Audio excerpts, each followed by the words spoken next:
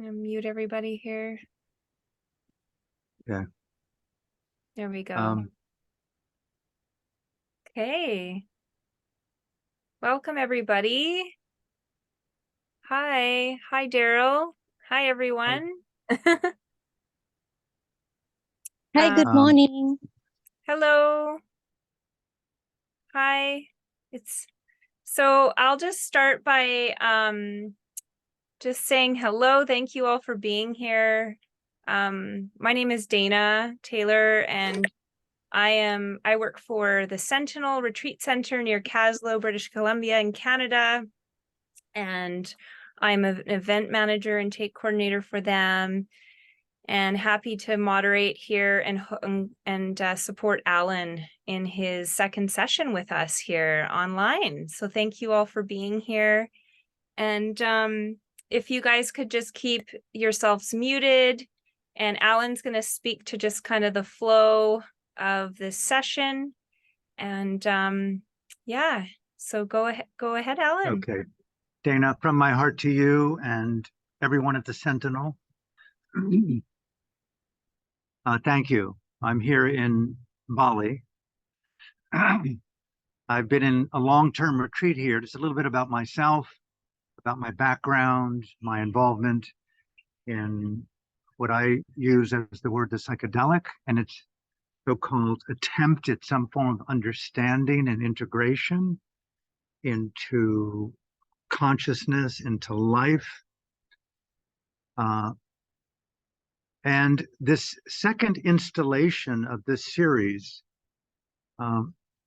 mindful intelligence, open awareness meditation, and the use of microdosing. And I want to spend a little bit of time, not too long, and just to introduce these myself, the topic, and then touch on specific important elements of this installation, which is complex, but I'm going to try to make it as simple as possible.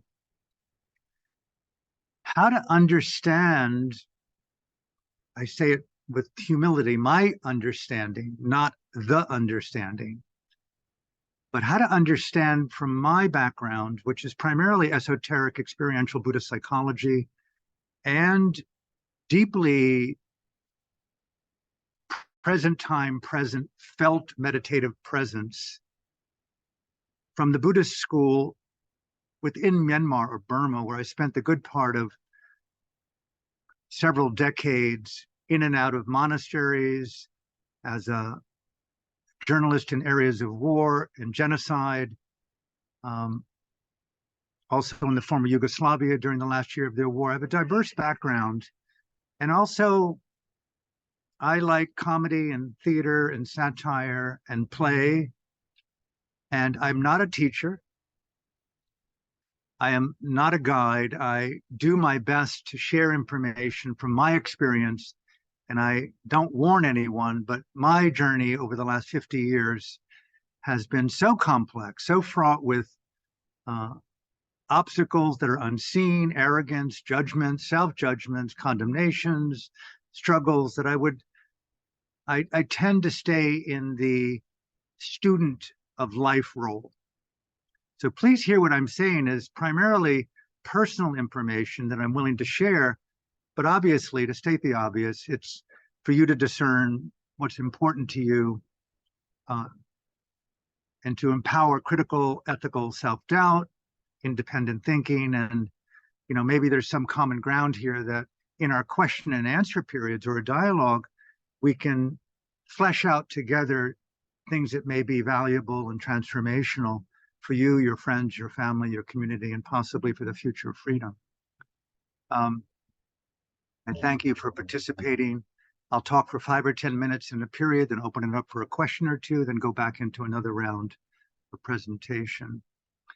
Some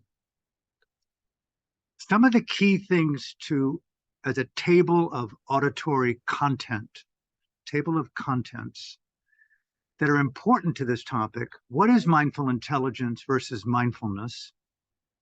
As my mother often joked with me, Even an assassin can be mindful, looking through the scope at a so-called enemy and shoot with little stress because they've been trained to be mindful. But mindful intelligence questions what you're looking at as an enemy. So it empowers critical self-reflection, not just present time attention on an object. That's a big distinction. Julian Assange is suffering in prison today for his mindful, courageous intelligence, rather than just simply being blindly mindful of those innocent people should be killed in the name of American war crimes. Okay. Meditation, a cliche, it's as cliched as the word God. Religious experience, what does that even point to? I'm anti-religious. I'm not into psychedelics for religious experiences. I'm into it as an explorer of consciousness in doing all that I can to restrain from the prejudice of conclusions based upon faulty or limited information. So how do you train consciousness to prevent it as much as possible from cognitive bias, cognitive dissonance, prejudice? Look at the world today of terminal self-deception. Look at how many leaders, how many teachers, how many psychotherapists, how many plant medicine shamans and gurus, in the name of ethical truth, have permitted and committed egregious transgressions of physical, intimate, sensual, sexual fidelity and honor. Not to mention power imbalances, extortions. So much of my work over the years has been in coming back to, again, Buddhist psychology, which isn't theoretical.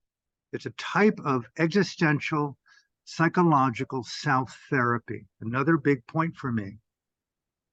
Now, moving along here, a lot of my last 3 years, and I'll be very transparent with you, I've been diagnosed with a radical terminal illness. I was given ketamine by script, kind of brought to me, being in hospice for 2 years in Hawaii. And so by default, I explored the ketamine psychedelic along with psilocybin and LSD and DMT and MEO, which I've been experimenting with over the last 40 years. But not the ketamine or the psilocybin together.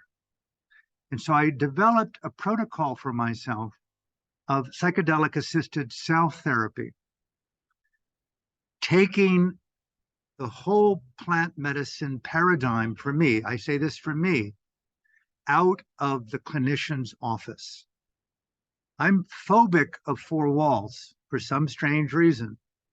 I don't particularly connect with doctors and psychiatrists and psychologists and professionals, and I'm anathema to those who call themselves experts.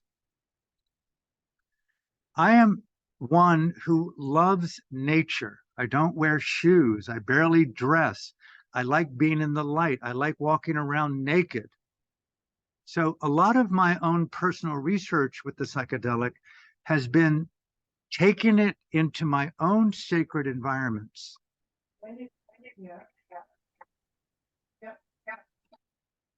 We're all good there? Taking it into my own sacred environments, microdosing, being in nature and in light, and employing experiential, direct, meditative, psychological, Buddhist psychological processes on my own mind and being, not just to overcome the anxiety of a cruel diagnosis. I wrote a book a year and a half ago on facing death. It's not that big a deal, by the way. Every one of us are dealing with it. There's much more complicated things I find to have dealt with than the so-called idea of in-baked discontinuity of biological being. It's like, hello, there's no exceptions. So it's kind of like, oh my God, when you look at it more intimately, especially through the psychedelic lens, it's like, now that I've overcome that, now what? And so I developed a whole practice based on what I call creative rebirthing. And I'm a futurist, by the way. I'm not a spiritualist. I'm not really connected to spirituality per se. I'm connected to the present to navigate present time phenomenology in order to have a better future. So I'm much more in the world of the Michio Kaku, the Stephen Hawking, Elon. I like Elon, his attempt to go to Mars. I'm much more into multidimensionality and navigating a future to believe in as a parent for my children and the animals to possibly have a more sacred world. So I'm an explorer of inner and outer space, not so much at all, and I don't say this with judgment. I have no real interest in family systems, historical projected origins of anxiety, stress, depression, or trauma. Again, I don't say it with judgment. I'm a believer in a phrase that I coined, infinite gradations of everything. There's no right and wrong here. But I'm not into archaeological, psychological digs and placing an origin of struggle in the present based upon the past. That is anathema to transformational Buddhist psychology. Buddhist psychology, and I'll end with this, is based upon a very simple premise. It's called bhavana, B-H-A-V-A-N-A. It's called the beautification of consciousness. Regardless of the complexity, and I'll pivot to another analogy. I was trained as an artist. Buddhist psychology and Buddhist meditation, from the more existential experiential training, is about studying what I call SOMs and SOCs, states of mind, states of consciousness. Mindful intelligence is the artist who she or he knows what color your mind is now inhabiting on the palette of your own interior consciousness. Okay, what is the color of human dignity? It's an invisible state of mind unless you develop the mindful, intelligent eye of seeing and feeling dignity in direct, intimate, felt action. Are you with me? So, for example, people ask, what are the meditation instructions in Burma, which is considered the monastery where I live to be the home center where mindfulness originated in the 1940s to the lay people that went worldwide. They instruct people simply, take a physical posture that reflects your most innate sense of dignity and move throughout the day in that felt cognitive experiential reality as the beautification of presence, not the overcoming of complexity, conflict, or trauma. Okay, pause here. Simultaneous to my training in Burma with Buddhist psychology and meditation, unbeknownst to me, it's one of the most vicious, totalitarian, dictatorial regimes in the last 70 years on planet Earth. My best friend there was the general of the army under the dictator. He was imprisoned for 6 years. He was given a book on Buddhist meditation. He became a monk. He introduced me to Aung San Suu Kyi by way of saying, the Nobel Peace Laureate, it's a country of unthinkably traumatized people who utilize bhavana as a transformational vehicle to expand the radiance of presence, not overcome the darkness by examining the darkness between the petals of the flower opening. That's a huge distinction. And so the distinction here in Buddhist psychology in this second installation is to examine carefully non-victim, non-pathological models of presence. Historical origins of trauma and anxiety is a pathologically assessing model. Buddhist psychology and meditation is a positive, futuristic transformational model. You nurture the flower of consciousness, don't overcome the darkness between the petals. And so the study of beauty of mind is what are the qualities on your palette of consciousness that you choose and wish to inhabit as the priority of your presence, not a religious experience. And so when people ask, what is Buddhism? Buddhism doesn't exist as a religion. It depends on one of the 5,000 different trainings that are possible.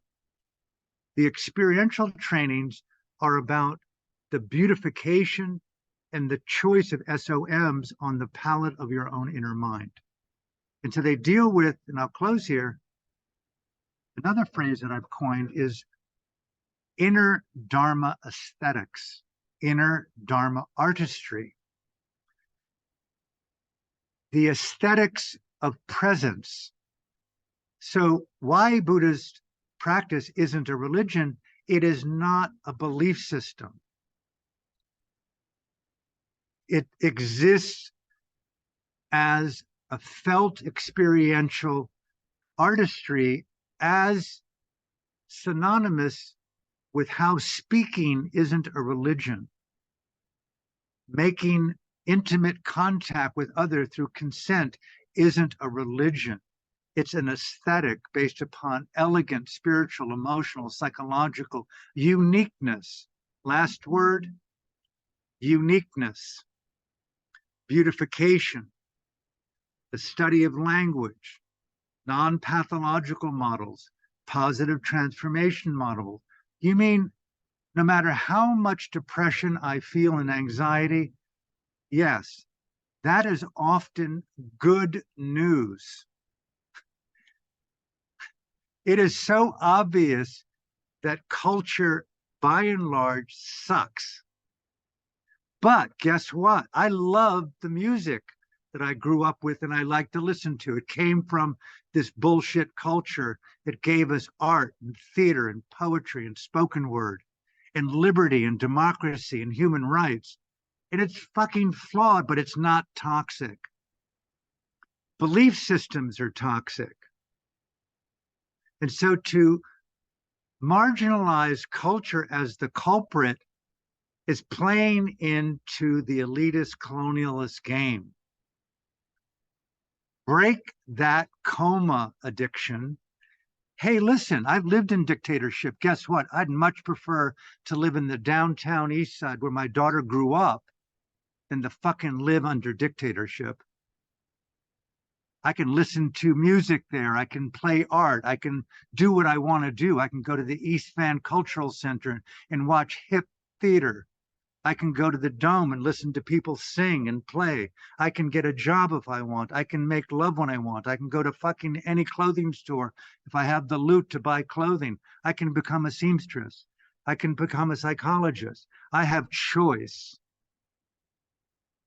You know, and my daughter's 17.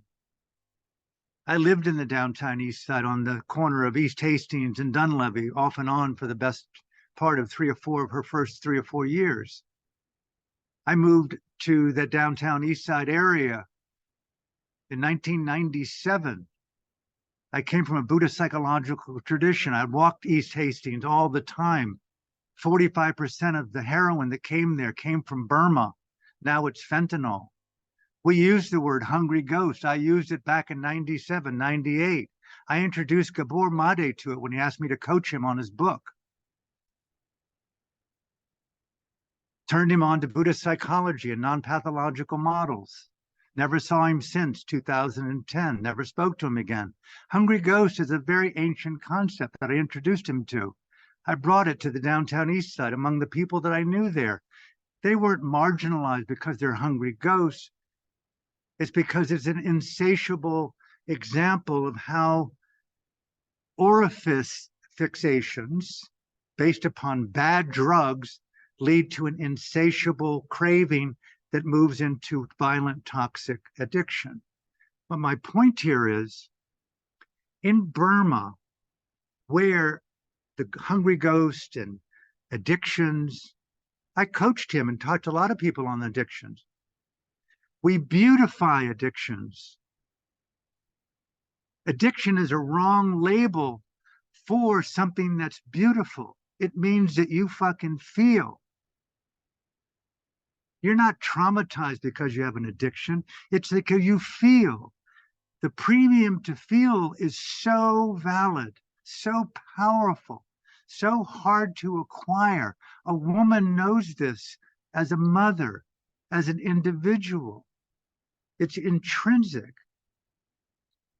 So when I was smoking, when I was doing opioids, when I was doing cocaine, when I was doing masturbation and sex, when I was doing all the various things to deny my beauty, I beautified those things as I was trained to do. Slow down, like people who, guys so often want to do it harder, faster, deeper. Slow down. Slow fucking down. You've got a habit. It's not wrong. It's just that you haven't been trained in aesthetics, in uniqueness, in higher order beauty. You're not overcoming a flaw, you're increasing the radiance of your sensitivity. So when I stopped smoking, I spent 6 months in a chair in Paris, and I made a vow to myself, whenever I smoke, rather than a bar or a nightclub where I would often write, you sit in the chair, Alan, and do what you did in meditation in Burma. You slow down and you inhale slowly. You put the cigarette down before you take another inhalation. It took me 6 months of mindfully beautifying cigarettes till eventually I did a high dose of acid and vomited on that, and I never smoke again. I did it through the beautification of slowing down, not overcoming a flaw. Some of the biggest flaws are capitalists. Some of the biggest flaws are egos. Some of the most treacherous states of consciousness are pride. Those are the real addictions. Money, power, capitalism. My deep collusion with colonialism and capitalism and patriarchy, and calling myself a guru, a plant medicine, a psychotherapist, an expert, unaware of the deeper addictions that we're including in. And I'm going to stop here. I promise to do this, but people often ask me, say, to explain more about the trauma thing here in this second.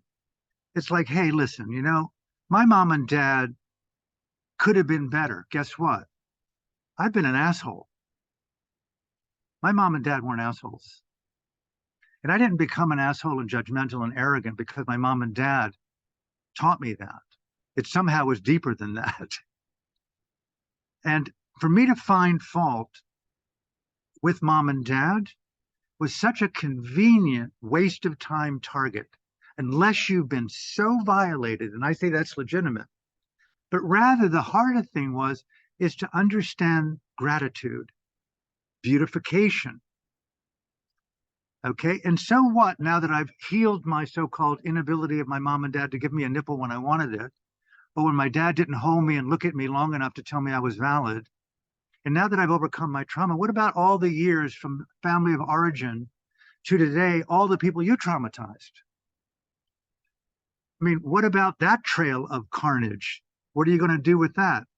How are you going to be accountable for that? Another issue is, what about the 80 ghost slaves that they say are required to maintain white middle class, upper middle class white lifestyle in the West? My iPhone, look at cobalt. Look what goes into the labor to make an iPhone in China. And you will be shocked. And you talk about an addiction of denial, the toxicity of denial is my point, is 80 people are required to maintain our lifestyle of being a transformational expert in the West to overcome family of origin trauma. Meanwhile, we're denying the carnage of our lifestyle to maintain the privilege of white privilege. Point 3, where do my tax dollars go as an American? I've been all over the world, the Middle East, my family from my mother's side from Lebanon and Syria. I've been in war zones.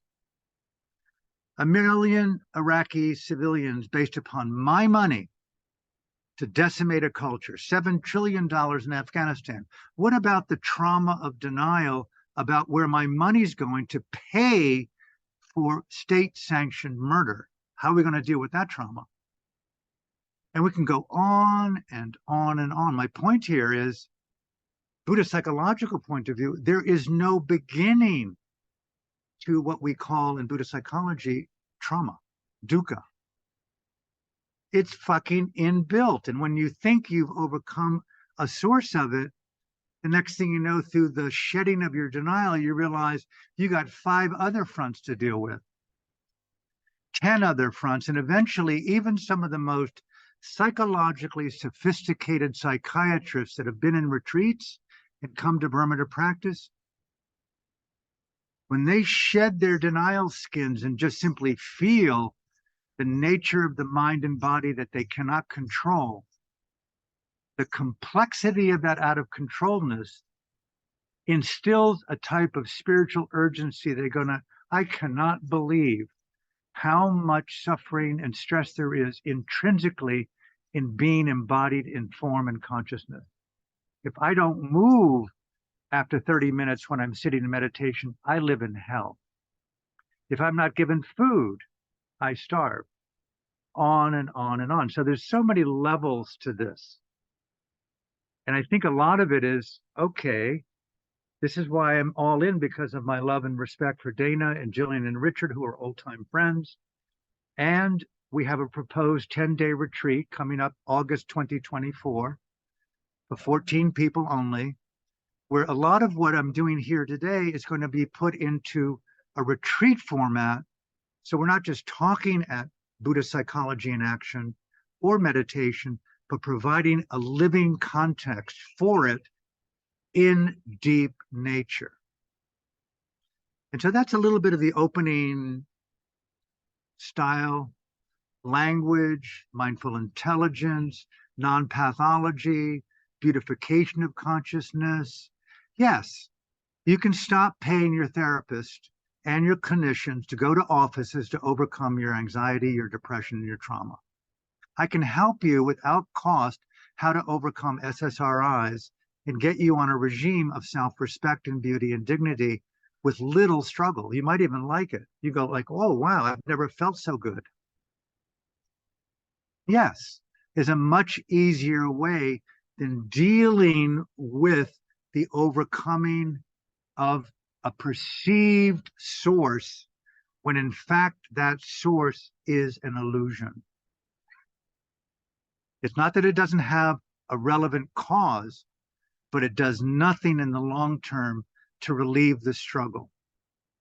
Things could get far, far worse, and they often do. So that's a little bit of the opening. For me, if you have a couple of questions, I'll let Dana intervene and put who you are on unmute, and I'll be happy to give you how I hear it and talk with you about my feelings. Yeah. Any questions? If anyone wants to ask a question, just raise your hand and then you can unmute yourself if there's many. Any topic, any word, anything at all that grabs your interest, I'm all in to fulfill my love and duty to this second installation.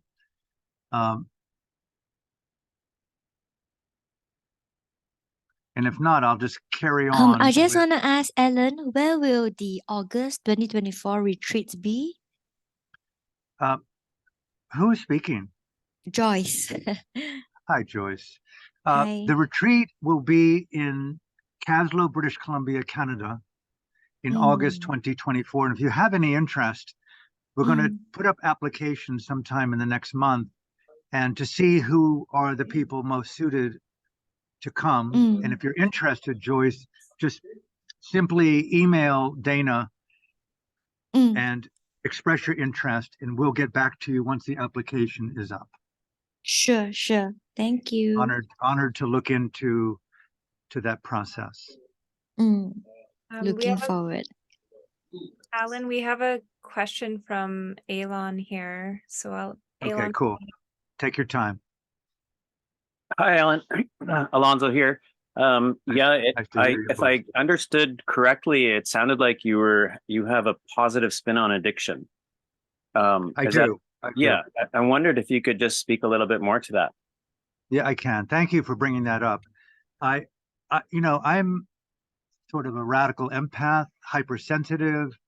I was doing, probably no pride intended, probably over 100 acid trips before I was 21.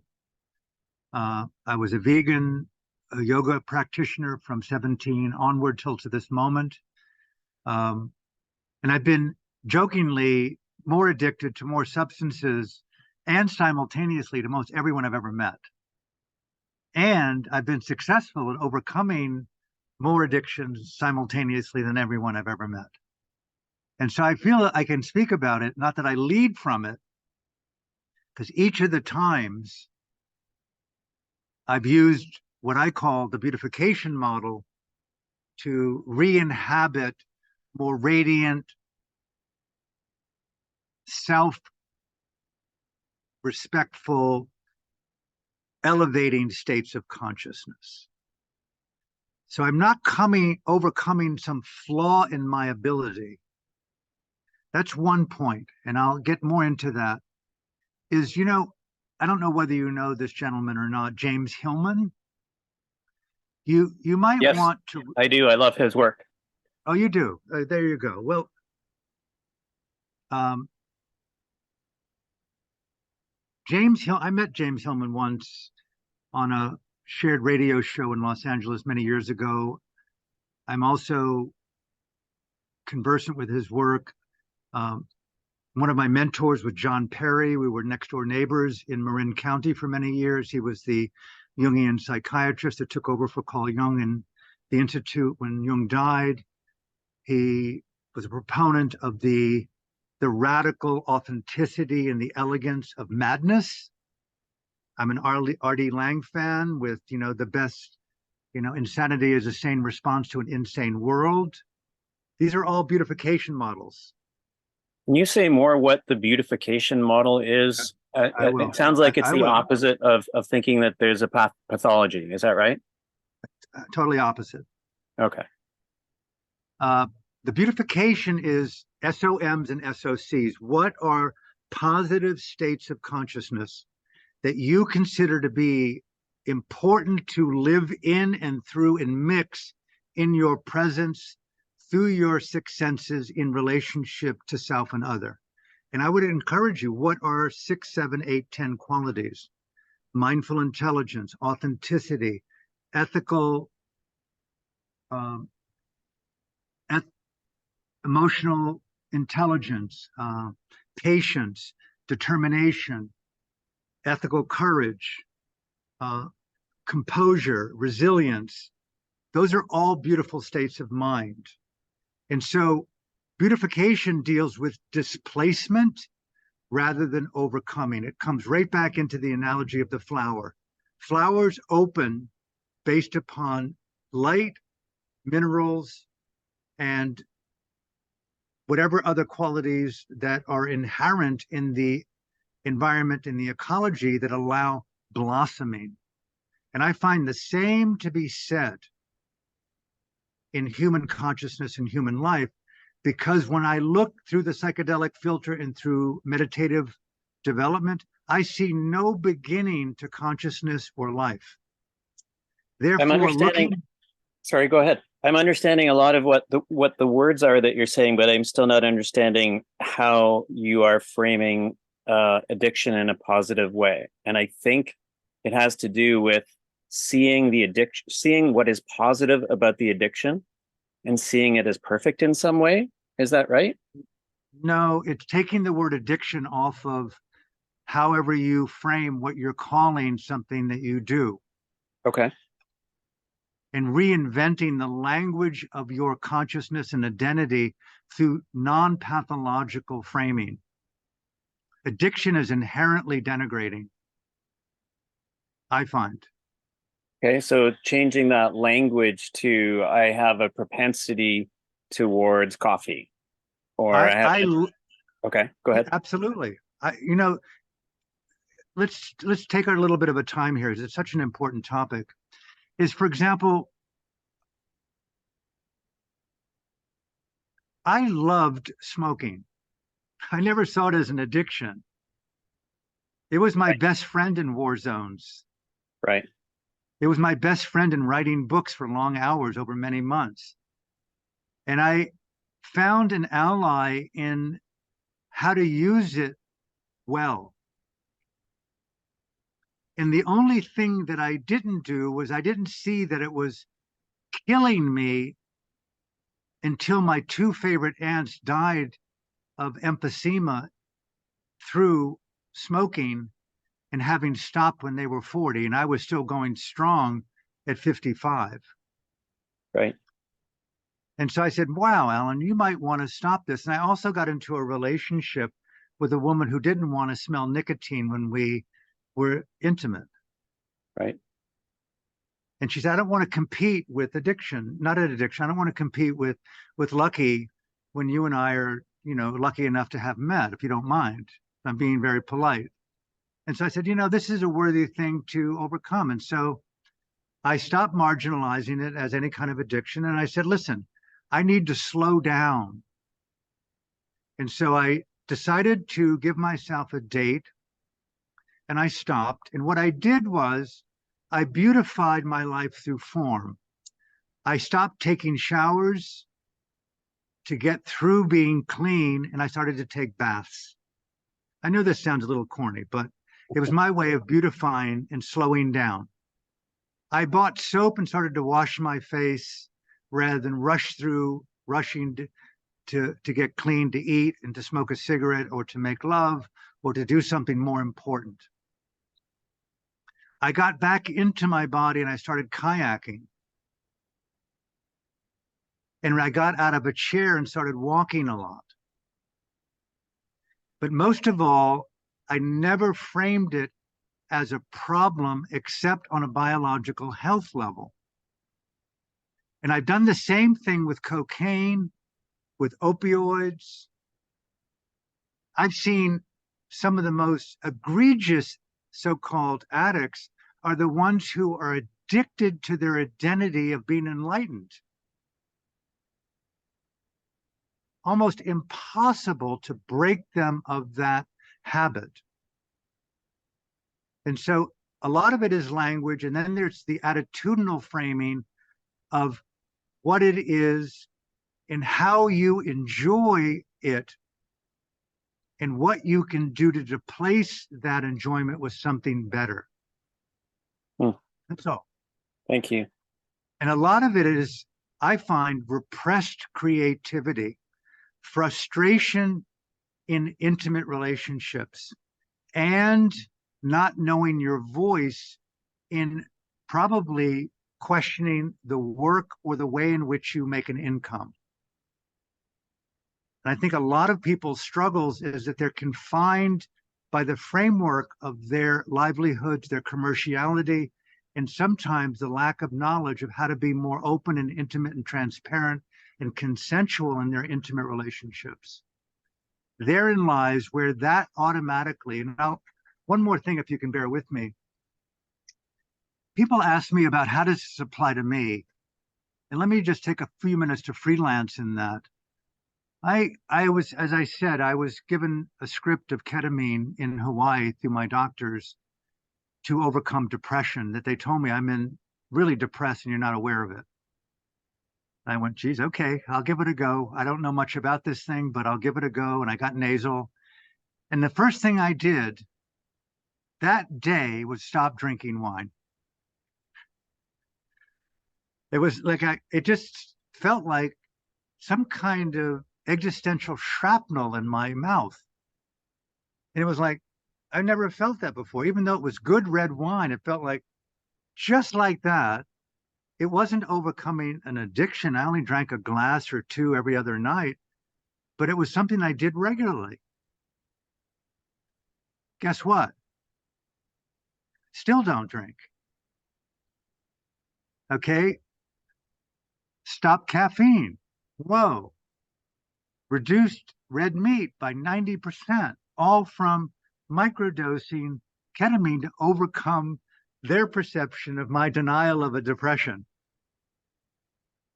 And I have to say, I joked to them. I said, we've never met a more mindful, depressed client ever in our years of hospice in Hawaii.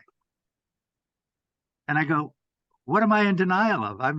I think you're in denial of death. I said, explain what you mean by that. I said, I'm an esoteric Buddhist. I don't believe that death means the end of life when you die.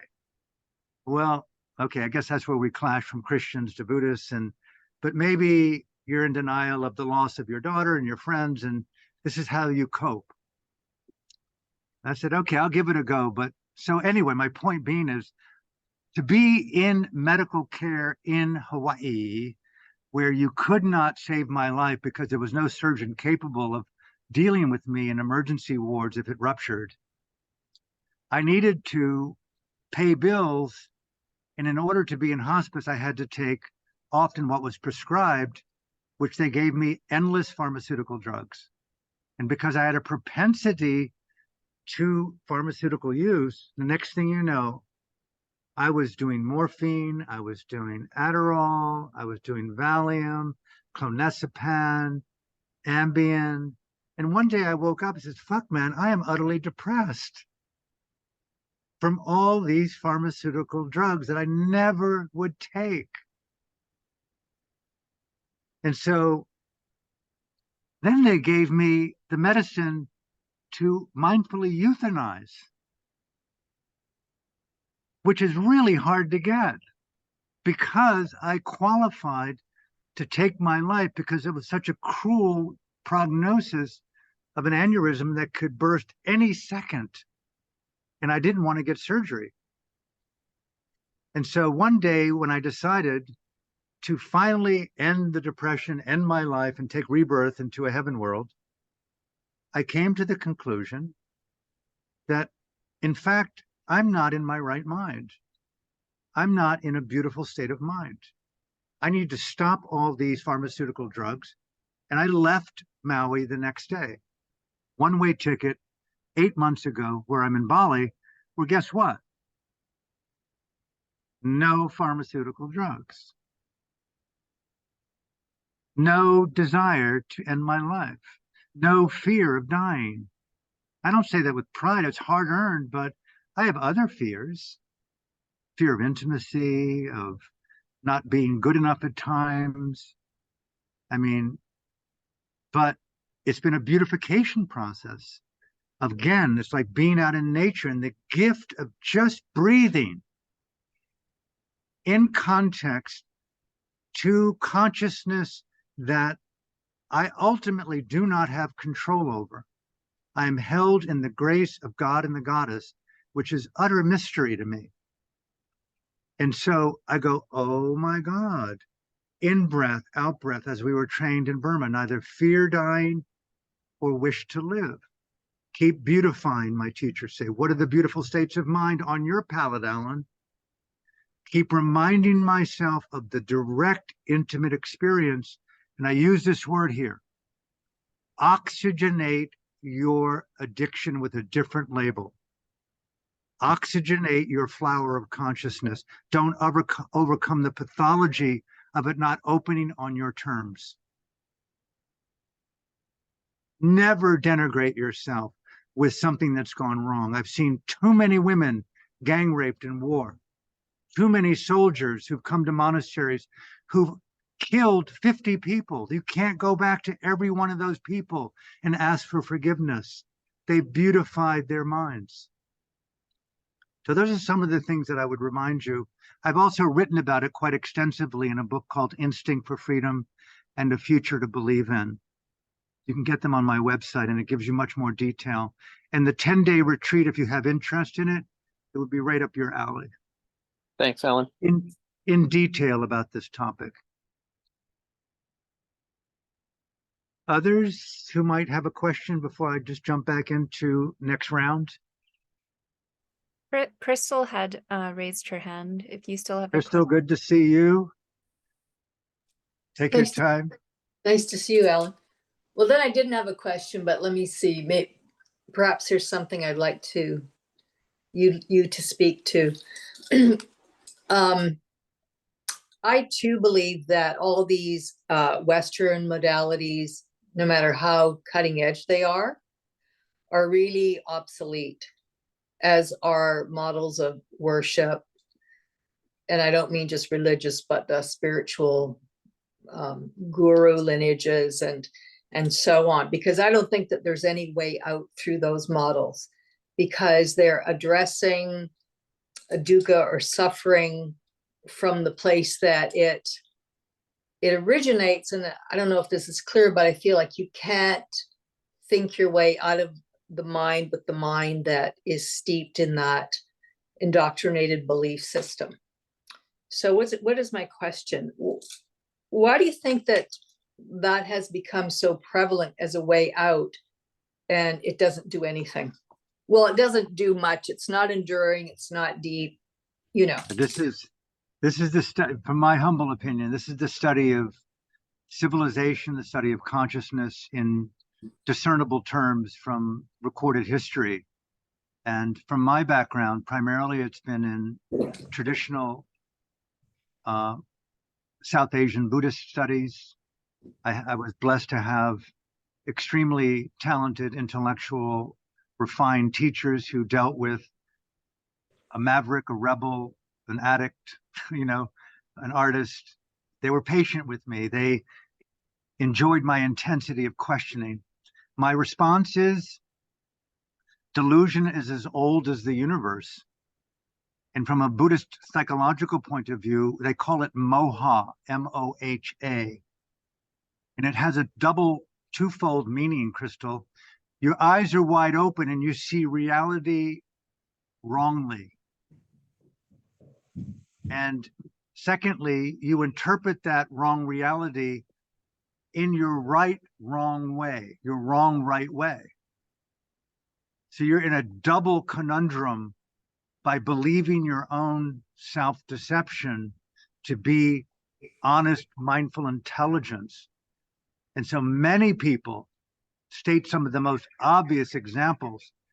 Eugenics, the wisdom of eugenics. The most obvious examples are the Gates Foundations and families in Nazi Germany. The xenophobia, again, I was way from the front lines, 10, 15, 20 miles in Zagreb for the year, then eventually in Sarajevo through my friend Marcia. And I studied the machinations of that assault, a three-way genocide. I've studied the machinations of World War II on where suicide bombers came from, primarily out of Japan, not Arabs and Muslims. World War II had more PhD volunteers for kamikazes than there were vehicles to pilot or commandeer to kill with. Then the Hindu women brought it to the north of Sri Lanka to bomb Buddhists, and then the Muslims picked it up. World War I, if you study the history of World War I, the Gatling gun, it killed more people per minute than any other gun.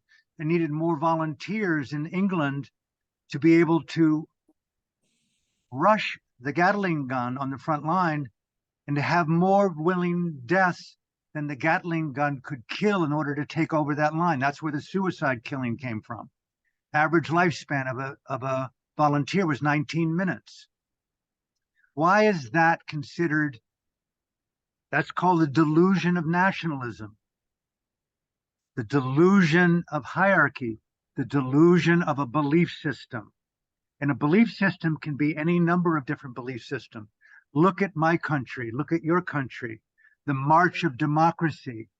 In the name of spreading democracy, we killed 1 million Iraqi civilians based upon the lie and the prejudice and the propaganda of a belief system.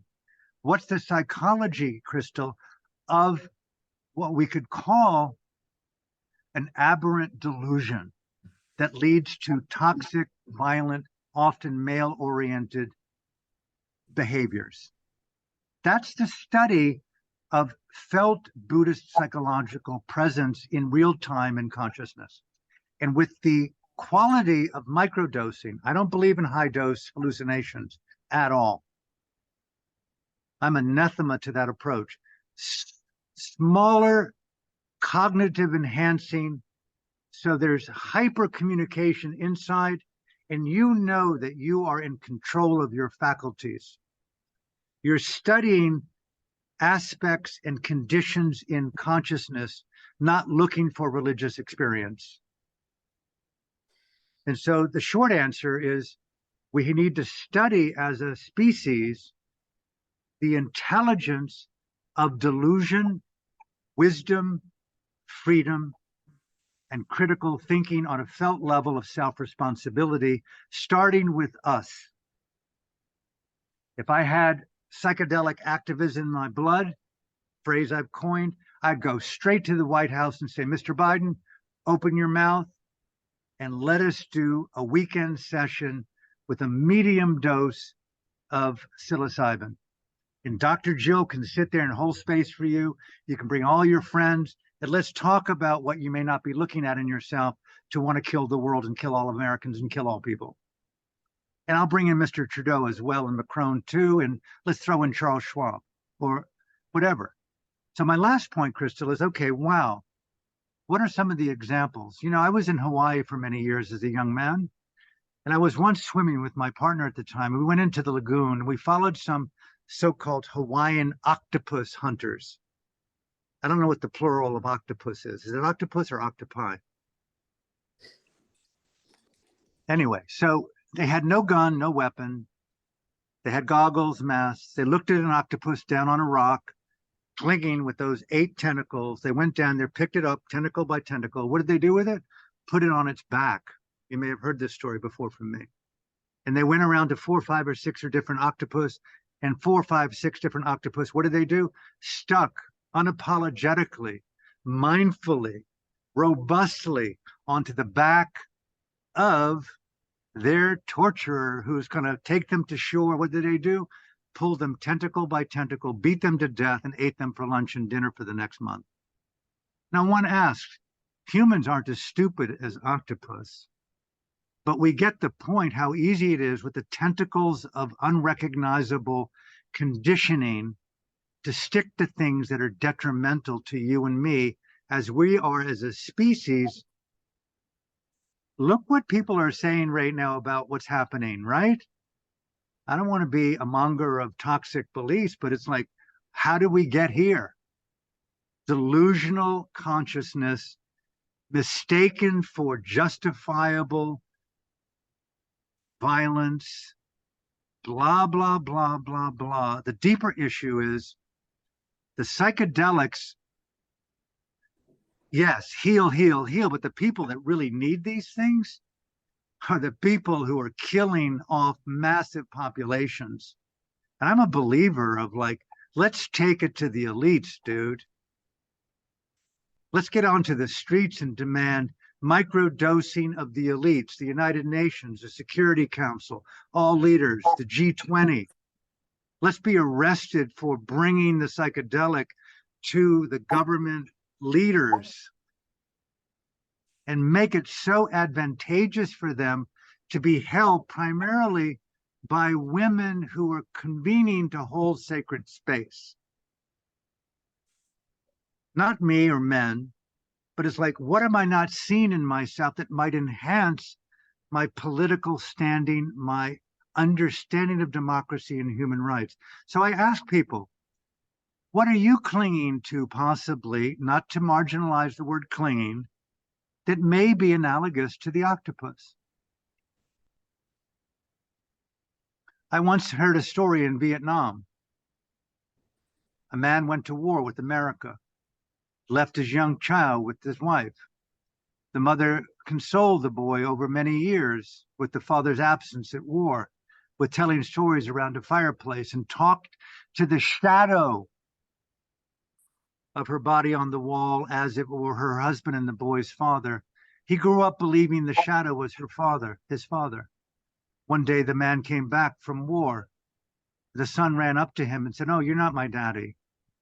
The dad was very proud and said, "Oh my goodness, my wife may have had an affair." He left. The wife, so forlorn, wondered what happened, thought the man had had an affair or whatever, based upon traditional Vietnamese culture. What did she do? She committed suicide. True story. All based on a shadow, a delusional fiction. We have to ask ourselves, where are these appropriate in our own lives? We have our eyes wide open.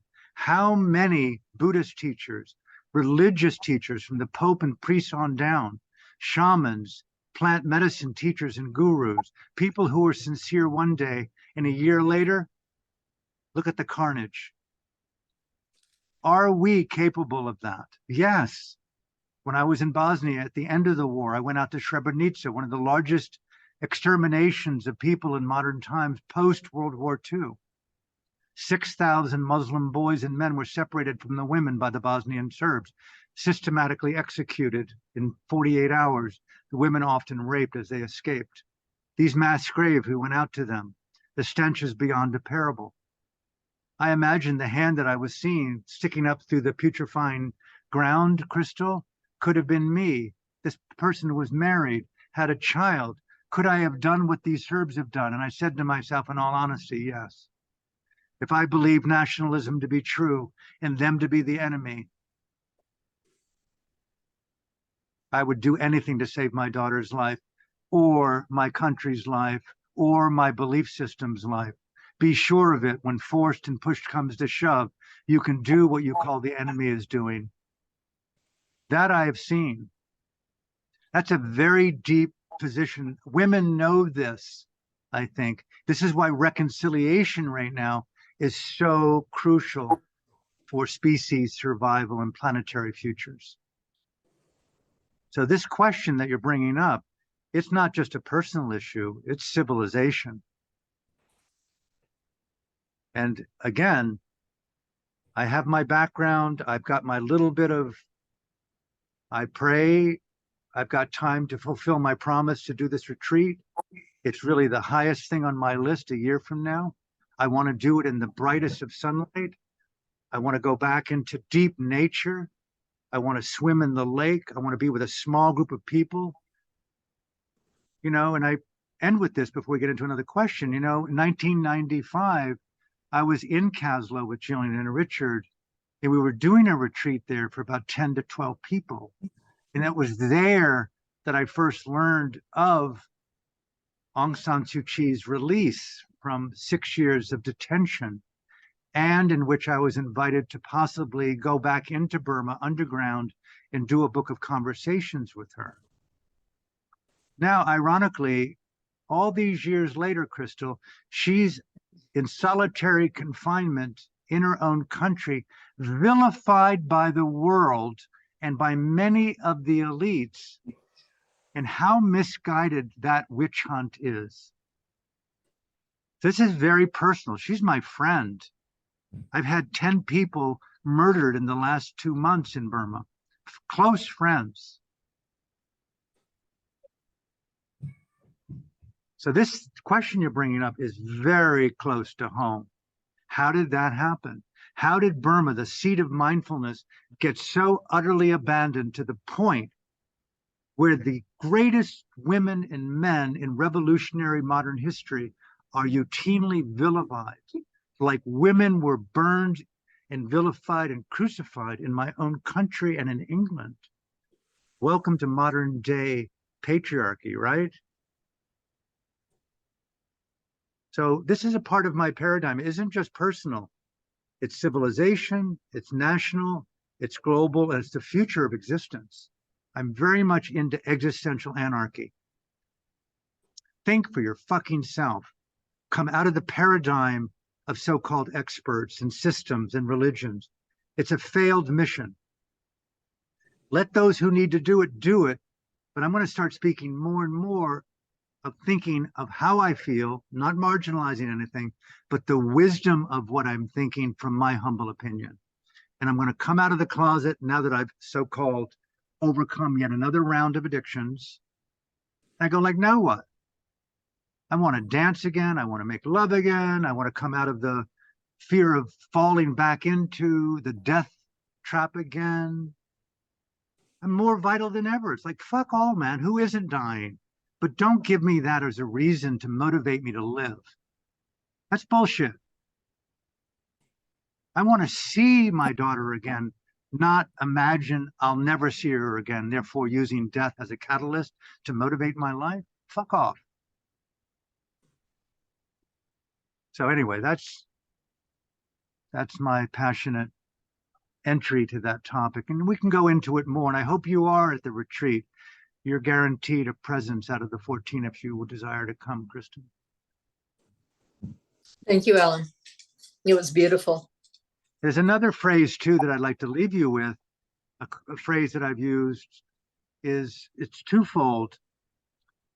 I don't know whether you know, I use the word erotic a lot. I've used it for the last about 10 years publicly and 20 years privately to partners.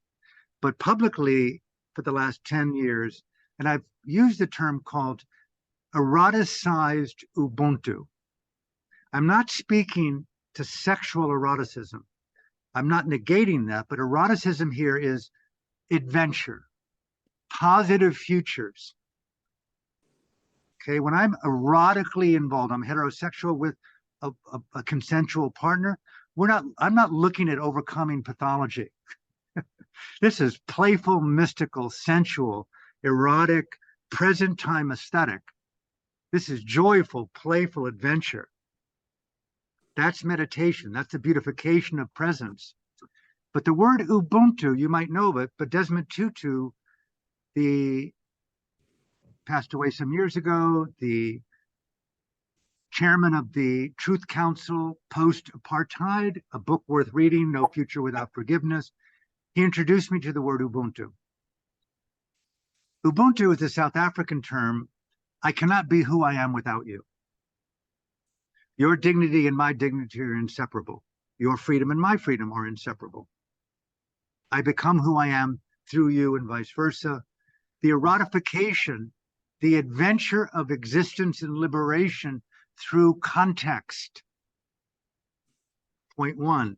The other form, which is often solitary, which is a meditative approach, consciousness on consciousness in context to interiority. That's applied individual Buddhist psychology and meditation in action. That training is often in context with other, and I venture to say that it cannot be successful without a very strong spiritual Dharma ally, guide, teacher. You cannot really successfully navigate 2 months of intensive meditation on your own. It's not recommended. Not even 2 weeks, frankly. So my point here is that the erotification of Ubuntu is an operating system. When you walk and move through society, it gives you a way to inhabit the beautification of presence on your own unique interior aesthetic in action. It's an empowering, I'm not just trying to be mindful as I walk down the street and inhabit my body and my sensations. I'm in stylistic, unique, interactive, erotic presence with my daughter, with my lover, with my friend, with my enemy. That's a very important concept for me. And the retreat will be deeply involved in the systematic 10-day evolution of how to discover it, apply it, remember it, prompt it, enact it in different degrees of complexity. It's one thing to be loving in the context of someone who's loving you. Say no more about someone who's judging you. Say someone who's violating your family. Say someone knows about an enemy, and on and on and on. And I'll close with this for you, Crystal, specifically about, I noticed some years ago that Esther Perel, the well-known, often labeled erotic, empowered infidelity, psychological wizardress as she is, if you notice, both her parents are Auschwitz survivors. And they met the day after they were liberated from 5 years of torture in a death camp.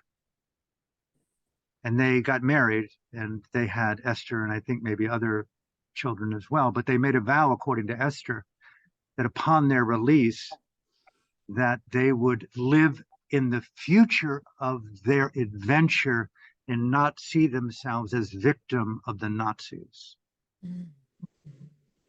End of story of trauma being catalyst to overcome my inability to live in fruition of high tragic learning that I've turned on day one from the most epic violence known in human times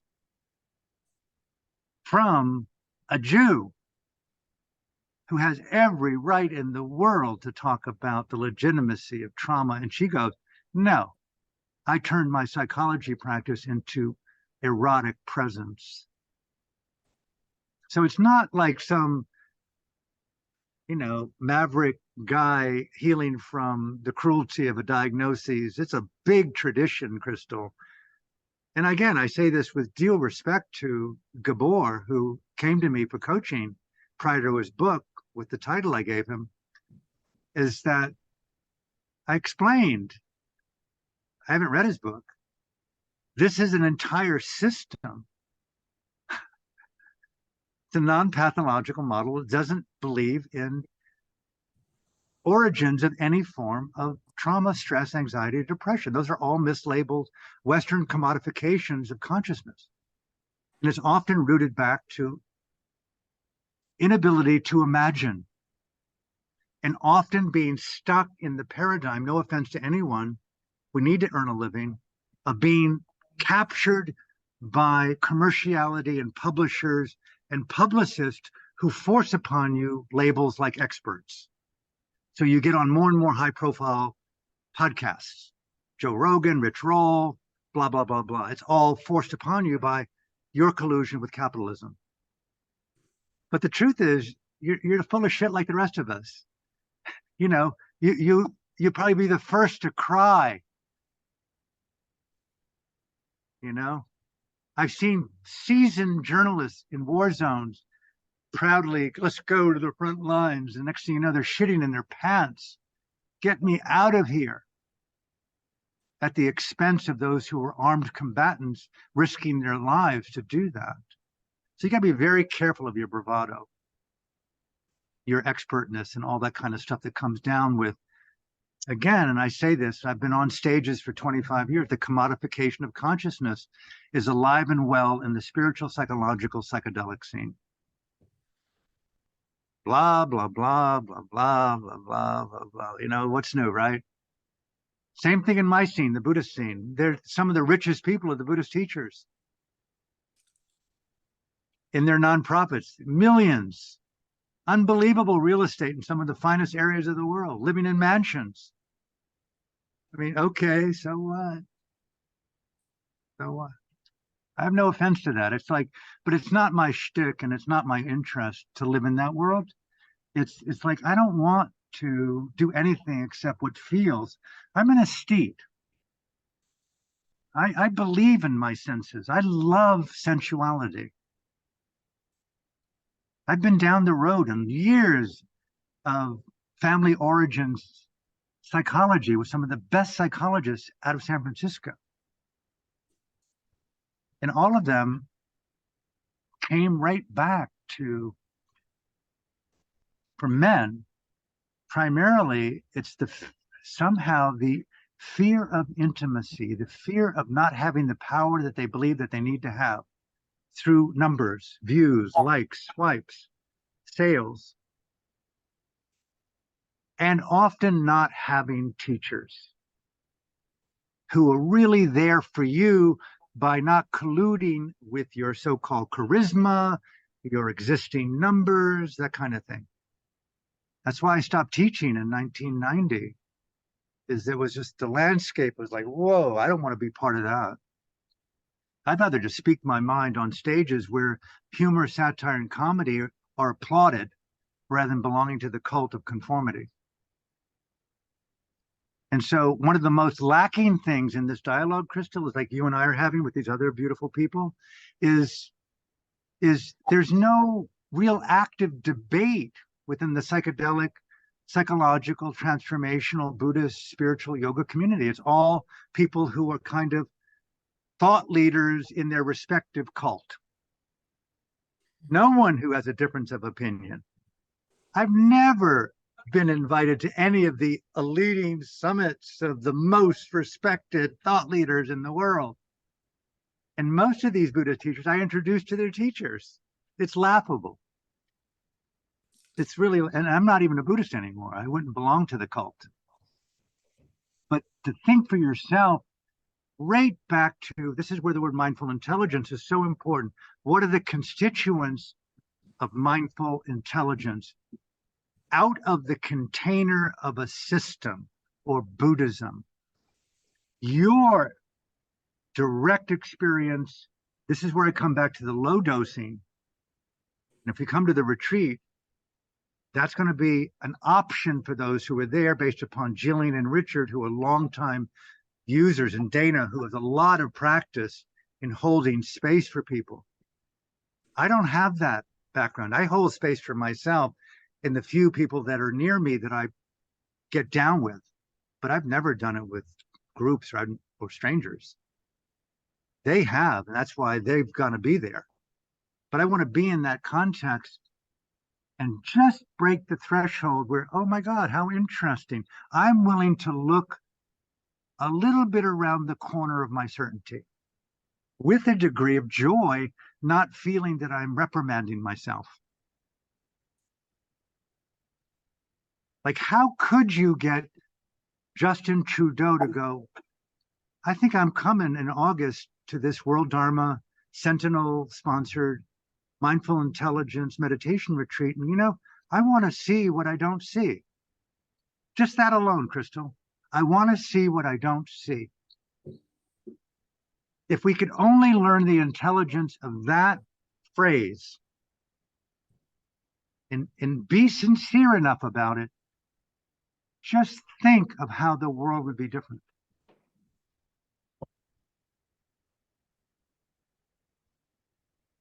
My friend Aung San Suu Kyi is likely to die in prison. You're a woman, obviously.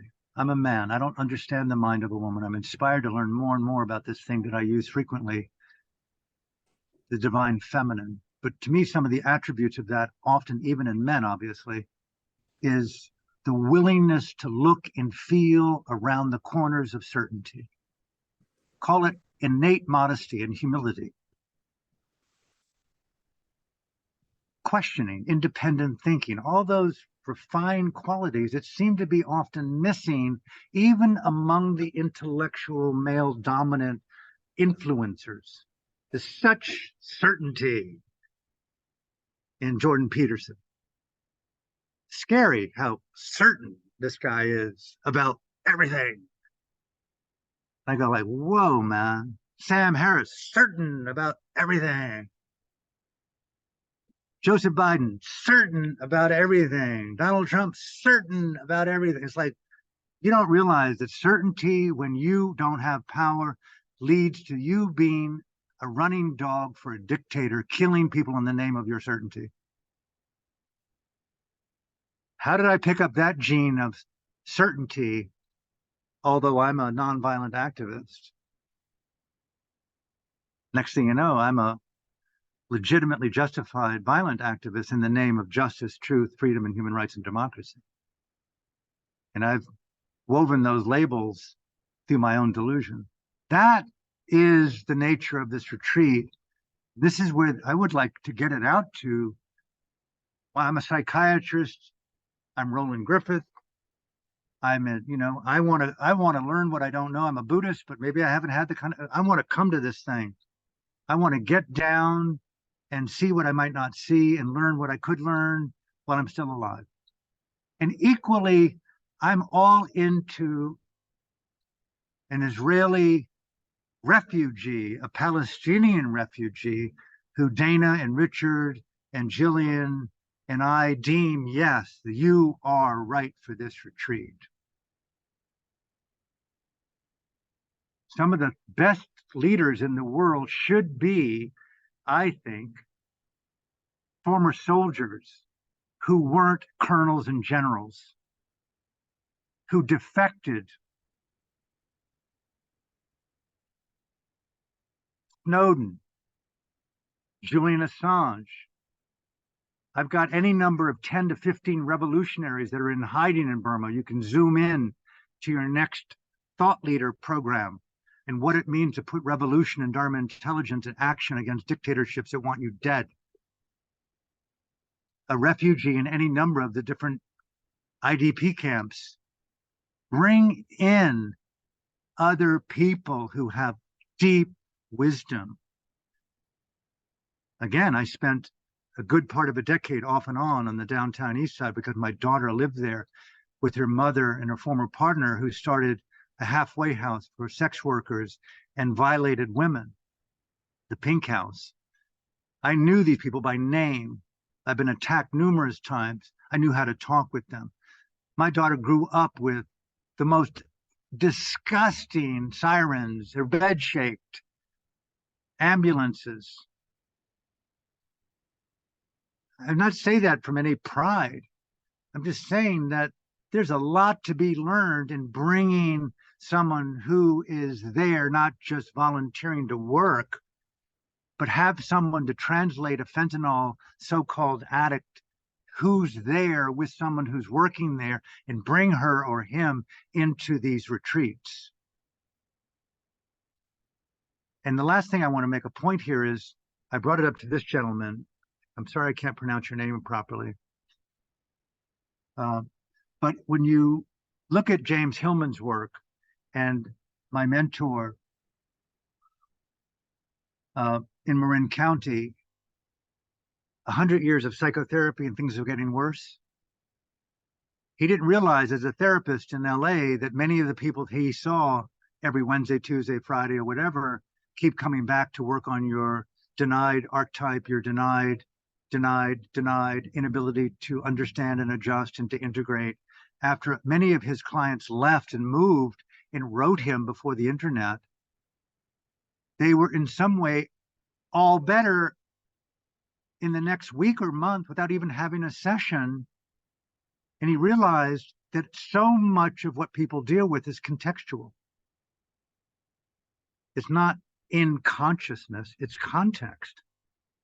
And so I've often joked on stages that the best way to help the people in the downtown east side, those of you who aren't familiar with Vancouver, I think the Vancouver Sun back in 2007 or 8 did a story and called it the 4 blocks from hell. 3,000 or 4,000 people that primarily live on the street, and now that heroin is transformed into fentanyl, and you can't believe what you're seeing there. And if only the white elite retreats at Big Sur and Hollyhock and everywhere else opened their doors with their philanthropy and said, we're going to have a 2-month free retreat for anyone in the downtown east side to come and be fed and massaged, take their shoes off. We're going to bring in all kinds of other substances for them to use, including their drugs of choice. We're going to bring in psychologists and healthcare workers, let them swim, let them learn to lead themselves. They want to go back to the downtown east side because they're bored. Let them go back, let them come back. We'll pay for their flights. Let them kayak, let them swim, let them cry. Change their context. Don't feel mercy for them and make best-selling books on them. Change their context. It's so obvious. If I were there, I would beg, if I had the wherewithal, please give me light, nurture, nutrition, medicines, touch, love, listening, intimacy, better substances than looking on the sidewalk for fentanyl crumbs. But don't take the fentanyl from me. Let me titrate. I think the next thing you know, we go like, wow, wow, wow, wow, Mr. Trudeau, Mr. Mayor of Vancouver, all the philanthropic elites from the social venture fund. No offense, but listen, you've got millions and billions. What would it cost to put in a month-long retreat up there in Cortez or any of the other islands and to put 50 or 100 people in a rotating basis on the land?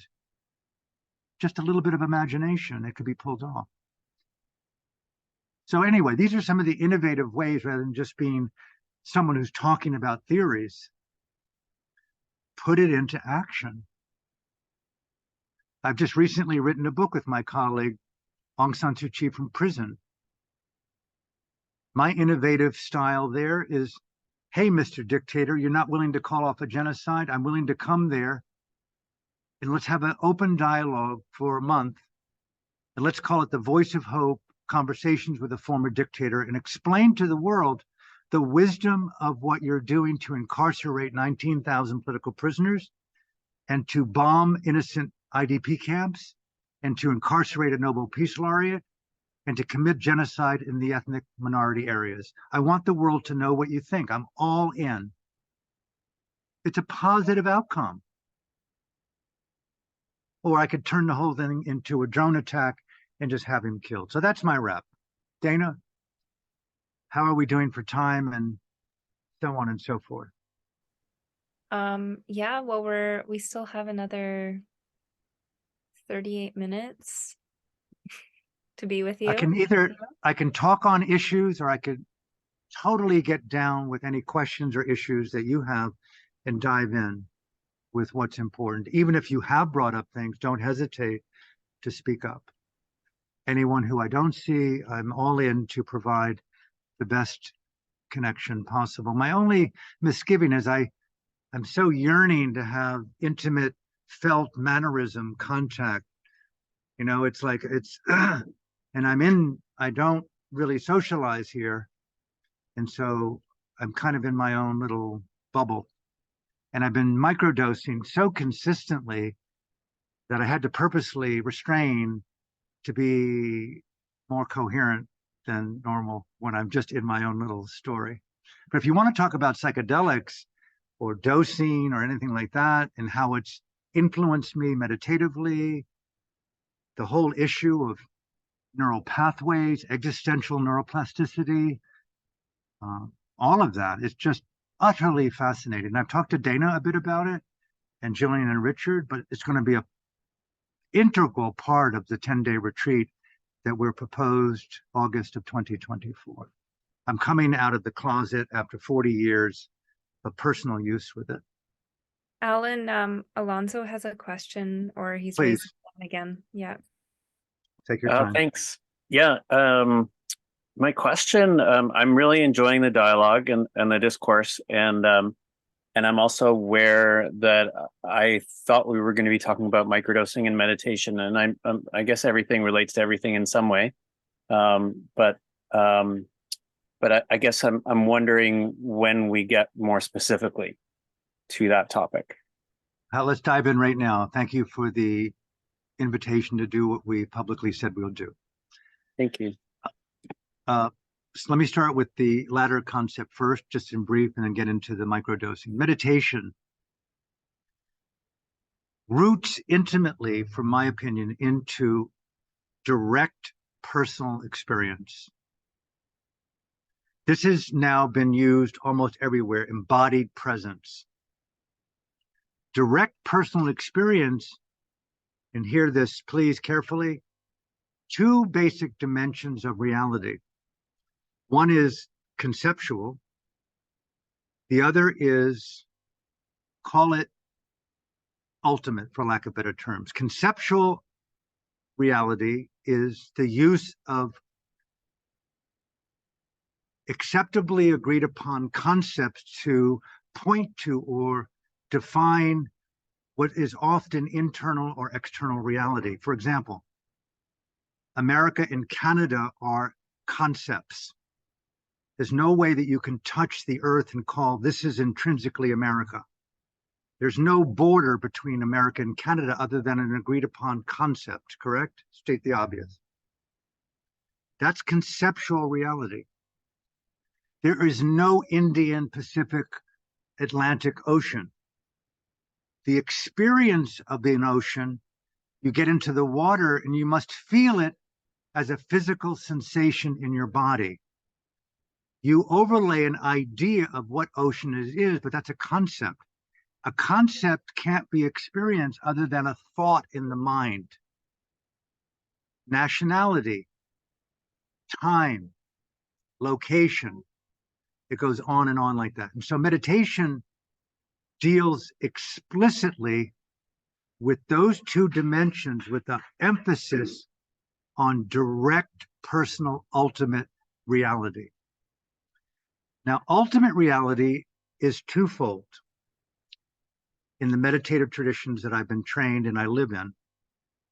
One is called the unique characteristic of felt, mindful, direct experience.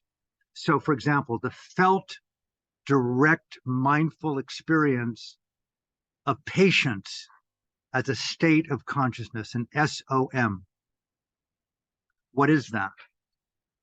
The capacity of consciousness to stay somewhat present with complexity, with the purpose of learning from the complexity without forming an opinion to race away or to dive into it through aggression. So that study is the unique characteristic of what we call Khanti or patience. And that can be said with any number of the different states of mind that we begin to unpack in, say, in the retreat. There's not time here to do that. Love has a unique characteristic. Compassion has the capacity on a unique characteristic to feel the perceived suffering of other. And so it's felt as an empathy inside of one's being, not as sadness, which often paralyzes action, but it's felt as an impetus to directly support the elevation of other. That's the unique characteristic. The ultimate characteristic is known as every state of mind, every physical sensation is what we call in Buddhist psychology anicca. Anicca vata sankara upadavaya damino upadichavana urjajanti tesam. All conditioned phenomena are impermanent. Every molecule of consciousness, every sensation in the body, every breath in every living being, every whisper, every dream, every birth, every death, every galaxy in every dimension is simultaneously a conditioned phenomena in what's called impermanence. And then the second quality is known as the emptiness of centrality. One can't find an origin to change. No matter how much we wish to control phenomena, you can't tell yourself not to sleep, not to eat, not to die. Those are incurable aspects of existential fabric. And because they're anatta, or the emptiness of centrality, ultimately they can't be controlled. And you go, oh my God, that's an ultimate characteristic. That how interesting. And so these ultimate characteristics equally become the direct experience of a meditator. Now, in brief, for 2 minutes, an overview of meditation. It's intrinsic in the meditative tradition that meditation isn't in where we trained, eyes closed, sitting. It's called the all posture meditation. Again, meditation is the ability to inhabit body and mind in real time with the direct felt experience of knowing what's happening on the unique character and on the ultimate characteristic. And so all postures in the monastery, sitting, walking, standing, reclining, bending, turning, listening, talking, eating meditation, the emphasis on that, everything was done by slowing down, inhabiting all postures from morning till night, 3 hours, 4 hours sleep, and back into silence to train the mind to inhabit now time presence, to feel the phenomenology of consciousness and sensations arising, study their characteristics, study their unique characteristics in real time. And then what do you learn? Developing the art of learning as a meditator. And that's the last component. And I'll leave it at that. And the retreat again in August will be systematic presentation so that at the end of 10 days, you do no longer need any guidance to inhabit meditation in all postures. It could be a lifetime of training, but you have no trouble knowing what it means. So that's the short answer. Again, my book, Instinct for Freedom, the middle 100 pages is a detailed explanation of what I just spoke about here in the last 5 minutes. I hope that was helpful. The only way to ultimately know is to put oneself in a meditative environment. And I'm going to soon release and record a guided meditation series and offer it freely, probably in the next 2 months. And again, your name is on this list, and we'll send you a link where you can download that for free. And then you have from 2 minutes to 20-minute guided meditations that you can then, just in case you can't come to the retreat or for whatever reason, you'll have, at least from my experience, something that's been the guiding force in my 50 years of meditative life.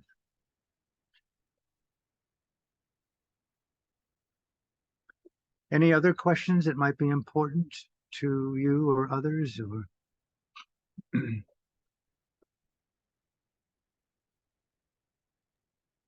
Go ahead, Crystal.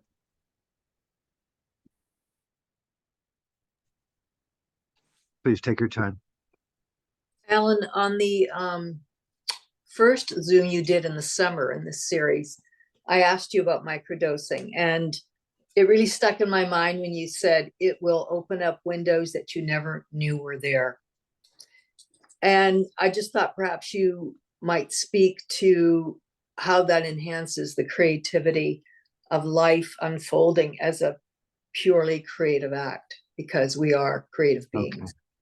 Okay, let me answer both your question, and I failed to remember that this gentleman asked me the same question. So microdosing. I qualify what I'm saying is I don't have the direct experience of, I'm not an advocate of it. I'm not an advocate of the use of psychedelics, except towards the elites.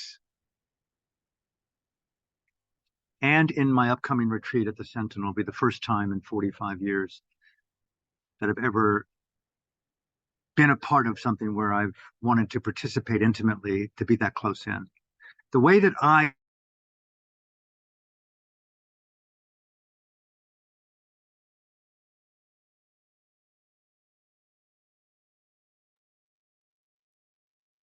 think he's frozen. We'll just wait a moment.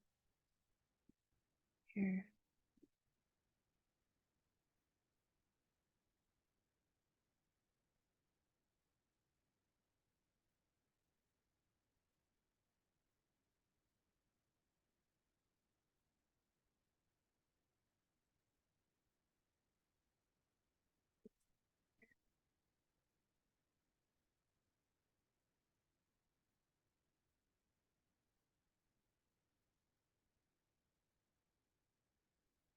Yeah, he'll come back. I think this happened the last time with us at our first session.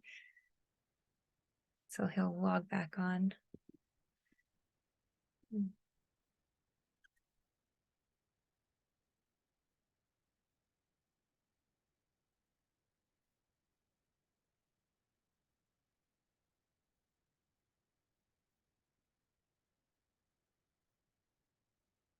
There we go.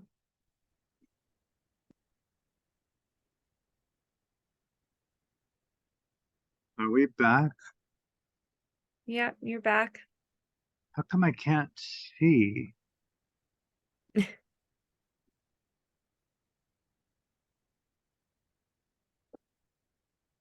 Oh, there you are. Okay, there you are. Somehow we're in Bali and the Wi-Fi here is Bali. So the microdosing thing, it's back on a personal level, is I find it personally fascinating. And I've taken copious notes over the last 3 years on its effect on me and the few people that I've experimented with on a creative level, on a meditative level, on a physical healing level. And I'm in the 1 second.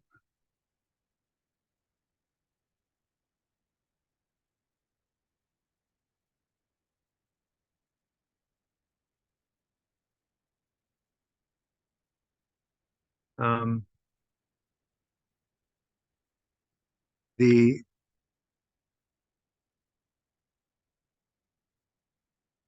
I like it because I really like it because I like it because it's the effect on me. It's returned me to several things that I found very important. It's helped me to return to my body. I've always had a good diet, but I've not said things like I said earlier that I stopped drinking the occasional wine. I stopped caffeine. I stopped pharmaceutical use. I stopped dying.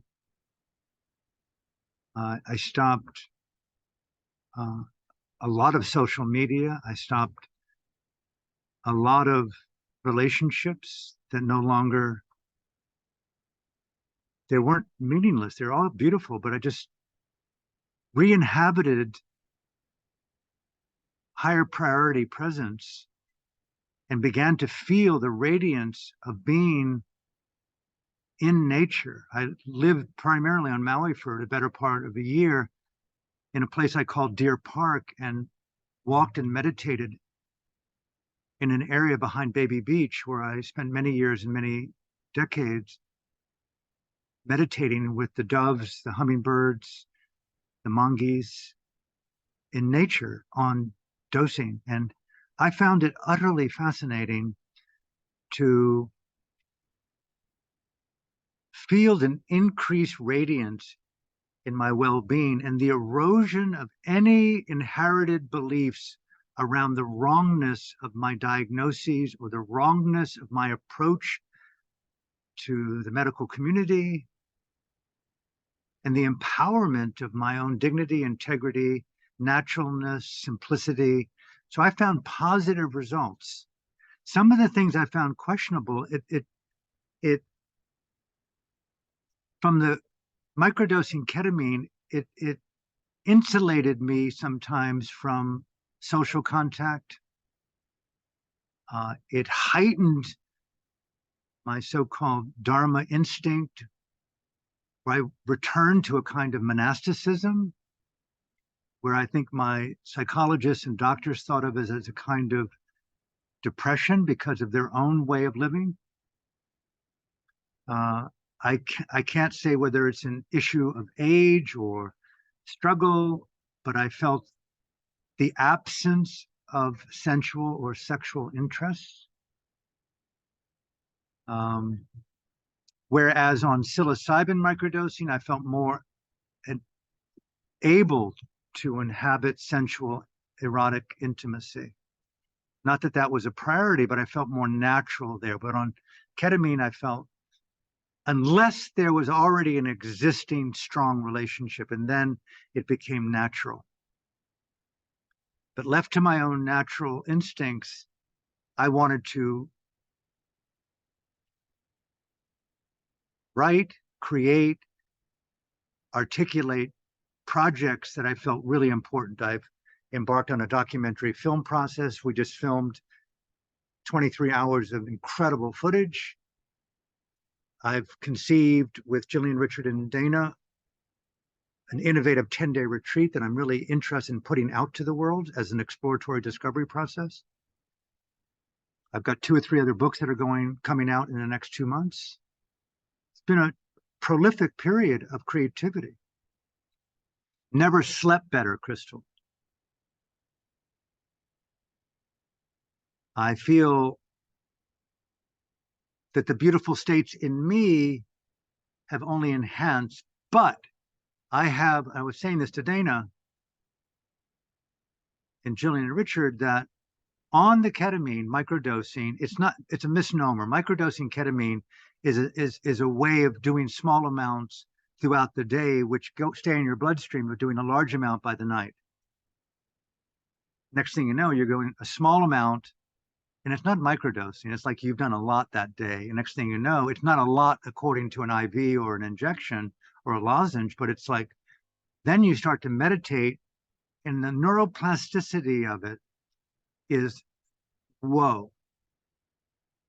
I can control my mind pretty well meditatively, but it goes from about 10 degrees above the earth to about a mile within a minute. And if you aren't really versed in meditative, mindful poise, presence, and disengagement from complexity, you could be in trouble. You also have potentially physics disorientation, I call it, where upside down is correct, sideways is upward. You have distortions in imaging on the ketamine at different levels through what I would call, there's a positive thing called neuroplasticity, but I don't know that it's been studied.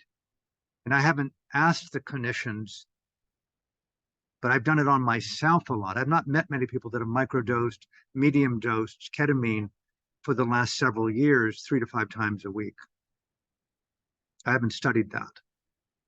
But you want to be careful with the meditative influence of doing that.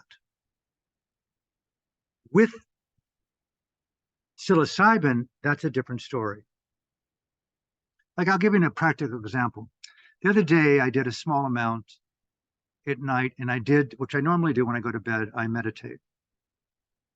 Within 30 seconds of shutting the light off and lying, which I normally lie prone with my hands on my heart, I went into something familiar, but the body was absolutely immobilized to the point where it was completely just pure consciousness within the body. There was no sense of sensation. And I'm familiar with that in meditation. And then, whoa, I had to move my finger to remind myself that I hadn't died. And that I wasn't in a bardo of some transitional state, because I've been led to believe I'm going to die any second. And I'm going like, why not now? There was no sense of breathing, which is not unfamiliar to me or frightening. But it's like, okay, that's curious. Would I want someone else to have this experience? Not particularly. And then it went on and on and on, and I can talk about it, and I've talked about it with friends, but I came out of that deep meditative hyper absorption state 2.5 hours later without moving, with a small amount influencing the state through neuroplasticity and existential meditative plasticity, which isn't really known, how people can influence consciousness so directly to the point where you have no familiarity. And it's not like that experience is what it's informing me of. It's informing me of consciousness is infinite in its dimensions. So what's fucking new, Mr. Leary, Mr. Ramdas, Mr. So what's new? And now what? You come back and you got to inhabit mystery and imbue mystery. Well, guess what? I was in war zones where there's genocide. That sucks. So you got to be very careful with what you call religious experience of oneness. My teachers refused students over 30 years ever to use the word oneness unless you described what that meant to you. And how do you know that from direct empirical experience? And what's the value of that with every word that you use? He would have them over the course of their training write down the top 50 words that you use to define consciousness. Write down their operative definitions and find 5 new words so that you can use those 50 top words sparingly. And describe week by week how the evolution of your definition is expanding. Then you're in training here in the monastery. I think I would recommend that to people to do with microdosing. Do it as a personal experience, not to train to lead groups. Keep money off the table. Keep training others off the table, and give yourself a year-long or 2-year-long self-apprenticeship with what we're going to do at the retreat is psychedelic-assisted self-therapy. And that's Buddhist meditation, Buddhist psychology, and the microdosing element where you're still able to converse, Crystal. When you're, the lower the dose, the less belief you think it's the psychedelic than your own intelligence. That's crucial. Take the enthrallment out of the substance. It's not the deliverer of peace on earth. Set and setting and consciousness is. It's only at best a catalyst, to use an old phrase by Alan Watts, when you get the message, you hang up the phone. The less you do, the more valuable it is. And I became a monk because I got tired of coming down off of LSD. Meditation was an organic approach to the study of felt consciousness, and the states of consciousness on meditation far exceed anything to do with any dose of psychedelic, unequivocally. But microdosing and with meditative training, it's catalytic to going, aha, I can see around the corner of my own inability and my lack of respect for my own beauty. And so you're catalyzed on an inner revolutionary level to more organically applied eroticized Ubuntu in the bhavification of presence. And the last thing about this retreat, it's a prototype retreat, Crystal. I'm really an advocate of taking the psychedelic, no offense, for me, to start a new generation of out of professional hands, a return to the sacred of the individual, to the friendships. I want to do a retreat with 3 or 4 or 5 of my friends. I want to microdose for 3 or 4 days. I don't want to do anything. I want to do a high dose and learn some of the ancient techniques to create your own retreat anywhere in the world. And that's where I want to do a prototype at the Sentinel, not to follow Alan's teaching, as a prototype of how to take this, use what you can do freely online, that I want to post online after the retreat freely, and to create your own, where your group is leading your own world Dharma oriented style of retreat in deep nature with whomever you want there, with or without the psychedelic. That style of retreat appeals to me rather than the high-end $3,000 a month style, which, no offense, but it's an old paradigm that still has value because I'm going to participate in it. And it's not marginalizing that, but it's shifting creative evolution through the field. I had some people that recently came to my retreats in San Francisco when I was there. Well-to-do long-term practitioners who could not afford to do a meditation retreat at Spirit Rock, working 2 jobs in the city and giving a lot of their free time. So they were flown to Bali, where they have a philanthropic-based retreat center that by application will pay your airfare and allow you to meditate here based upon other people's donations without charge. That's white privilege, for God's sake, or people of color privilege. It doesn't work for the people that I care about. It works for those people and they're getting a benefit. But I want to talk to the people and provide options for the vast majority of these. How profound it would be if there was a corridor of humanity for Israel and Gaza right now.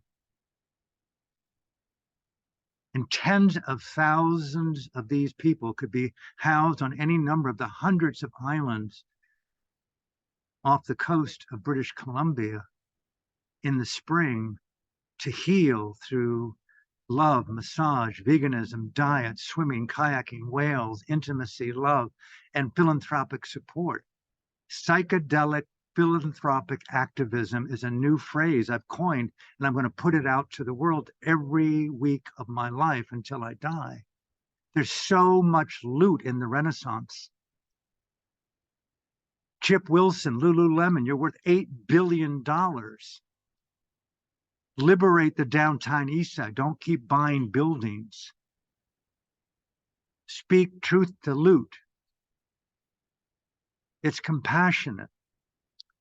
And if I were there, just like you're a mother and a grandmother, like Dana's a mother, others probably have children too. We fucking care for our kids like we would die for them. What's our inability to care for those who aren't our DNA? And therein lies where the psychedelic, and I'll stop here, it narrows the barrier, Crystal, between me and other. I've been with a few allies here, and it's like, whoa, whoa, whoa, whoa. I have 2 close friends, I won't name them, who are both terminal, young women. We practiced dying together on psychedelics, walked ourselves through it numerous times. It's amazing. And they're my teachers. They're only in their, one's in their late 20s, the other was in their early 30s. They were born with this, and their seconds are numbered. I've been only have 2.5 years. Everyone's got, I don't know how old Dana is and others, but we were inbuilt with this continuity. But this is like, whoa, whoa, whoa. And I listen to these women on the psychedelic. We walk through with their guidance and support. It's amazing. We want to do this at the retreat. Taking the fear out of consciousness. And I say this, it's amazing the humility and the learning from other that isn't an authority.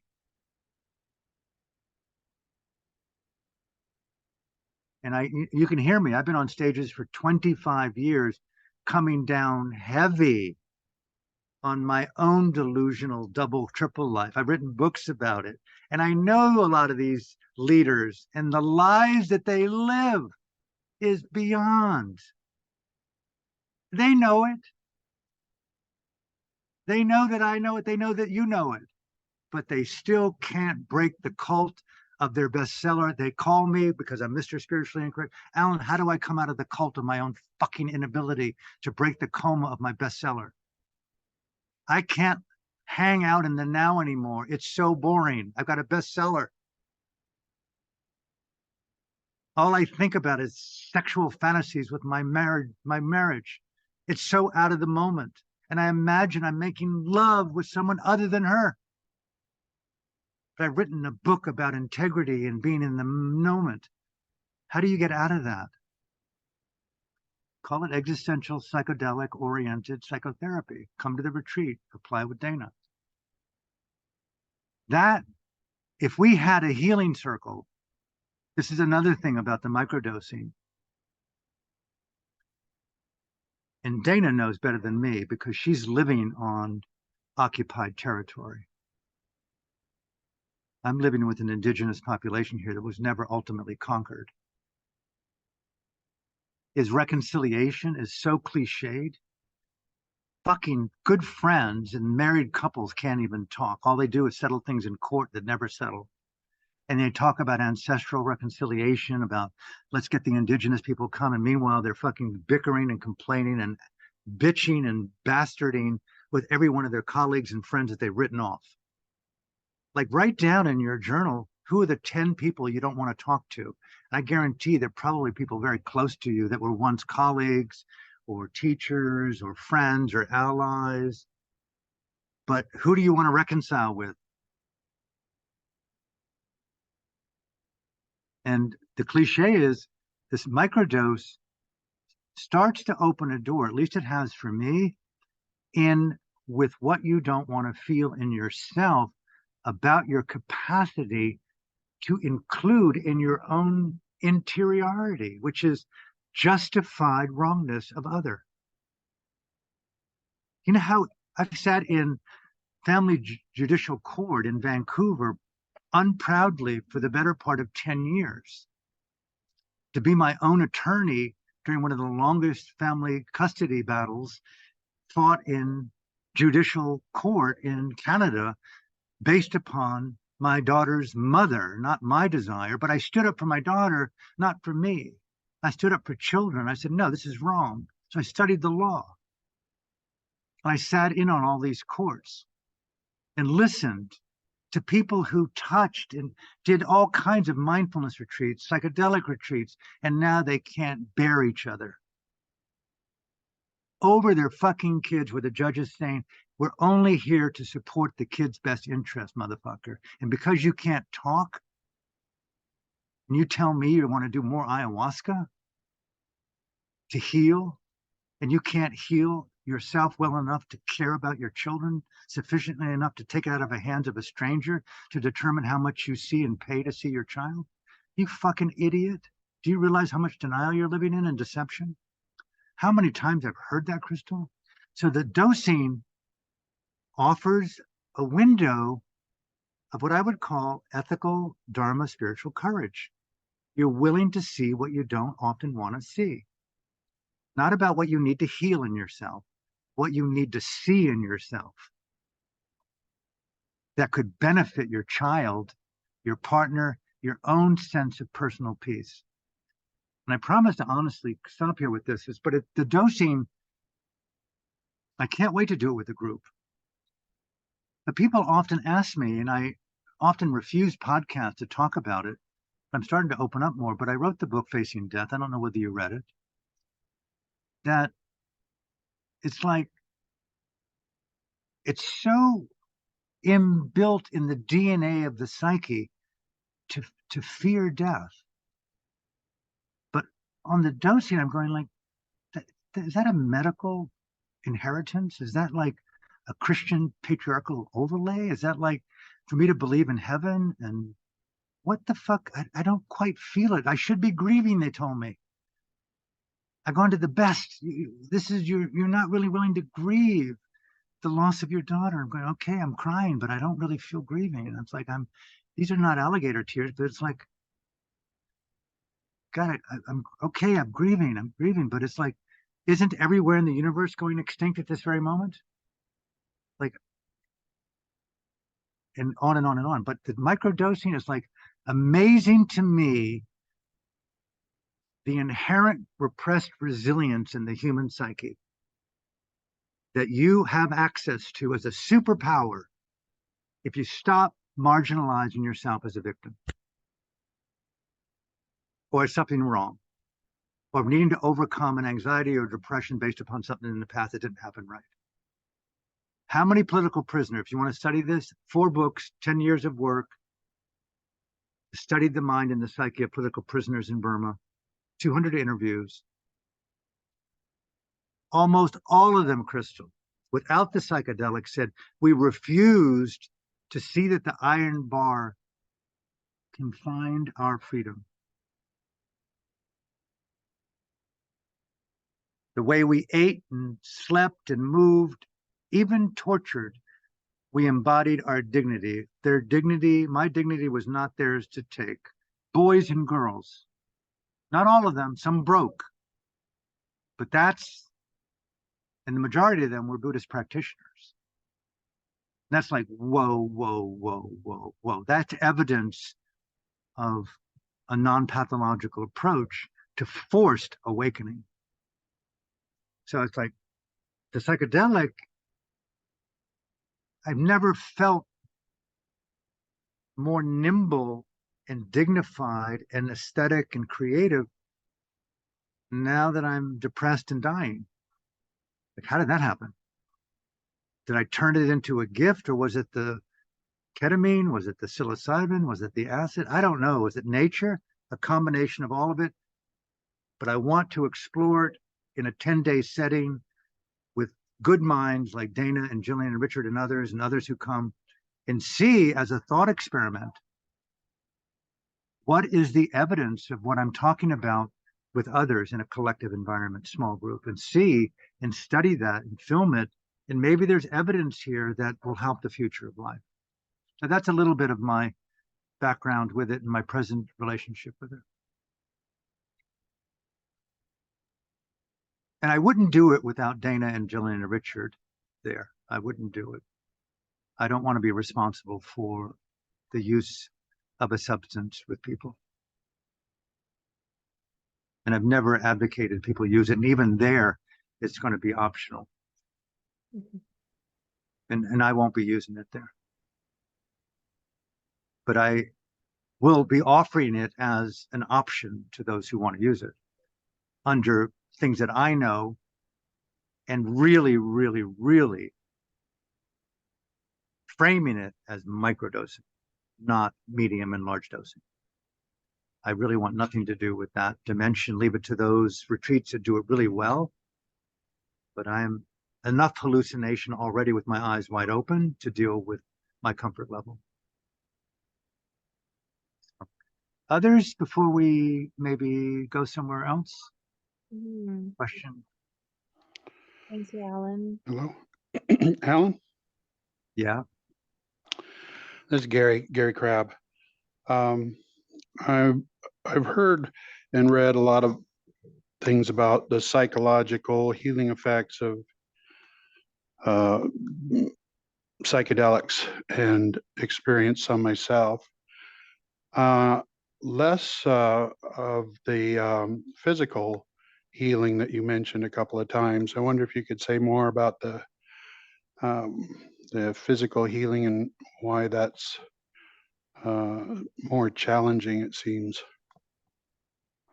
Physical healing through dosing? Mm-hmm. Yes. You know, hi, Gary. Like the word addiction I spoke to earlier, I'd be very careful with the word healing for me. I mean, it's fraught with disappointment as a concept. It's relative and it's truthful on a relative level, but there is no healing that's safe being an embodied being. You know, and part of the criteria for my decision not to get radical surgery is that at my stage of life and with the overall continued diagnoses of my biological being, there are other complications that could indicate, wow, could have.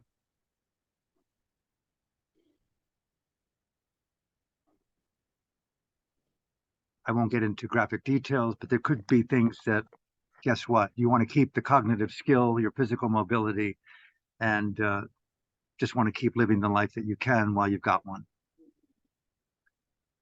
So it's the anything could happen model.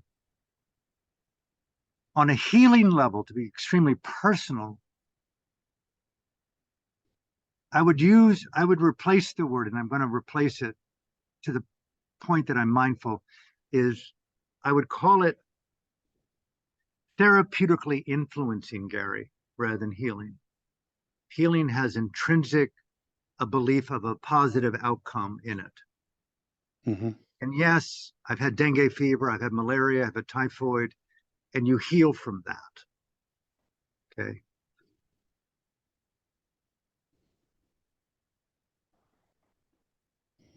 But positive influences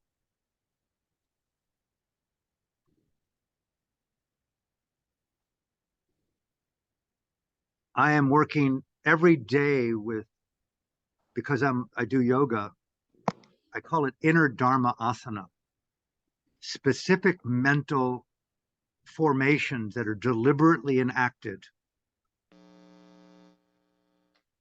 Hope you're with me on this.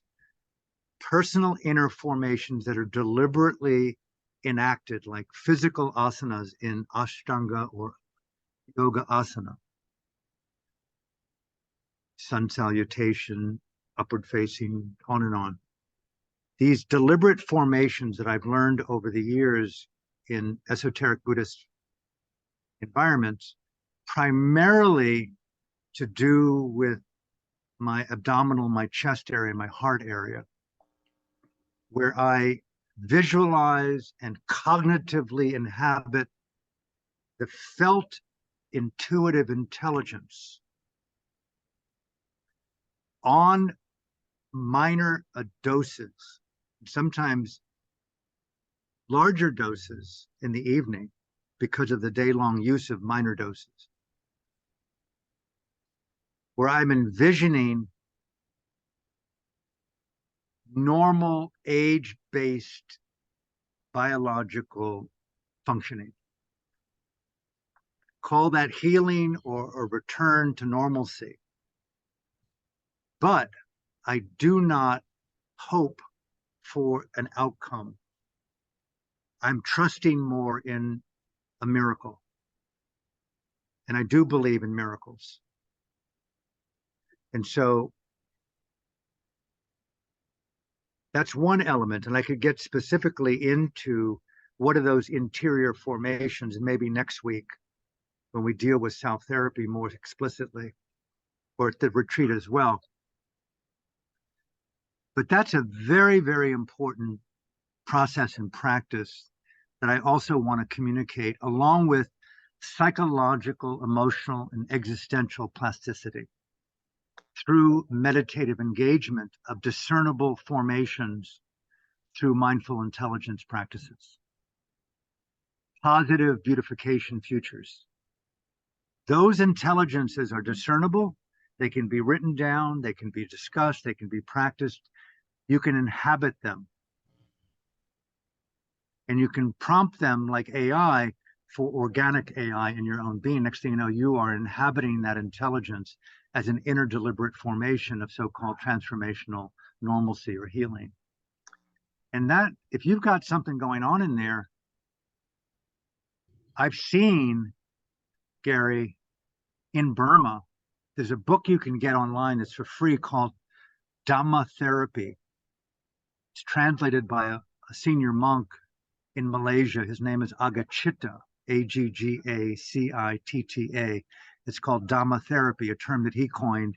And it's the collective real experiences of meditators in our monastery in Rangoon who, through the meditation practice, healed different ailments and terminal diagnoses through meditation. And it's the step-by-step process of how that healing took place. But the priority wasn't healing, it was a byproduct of the meditation.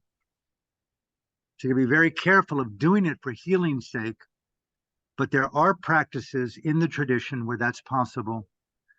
Very careful with an outcome, because there's no way to ward off who knows what, the least of which is any second discontinuity could happen, whether it be biological or forced upon us by other people or environments.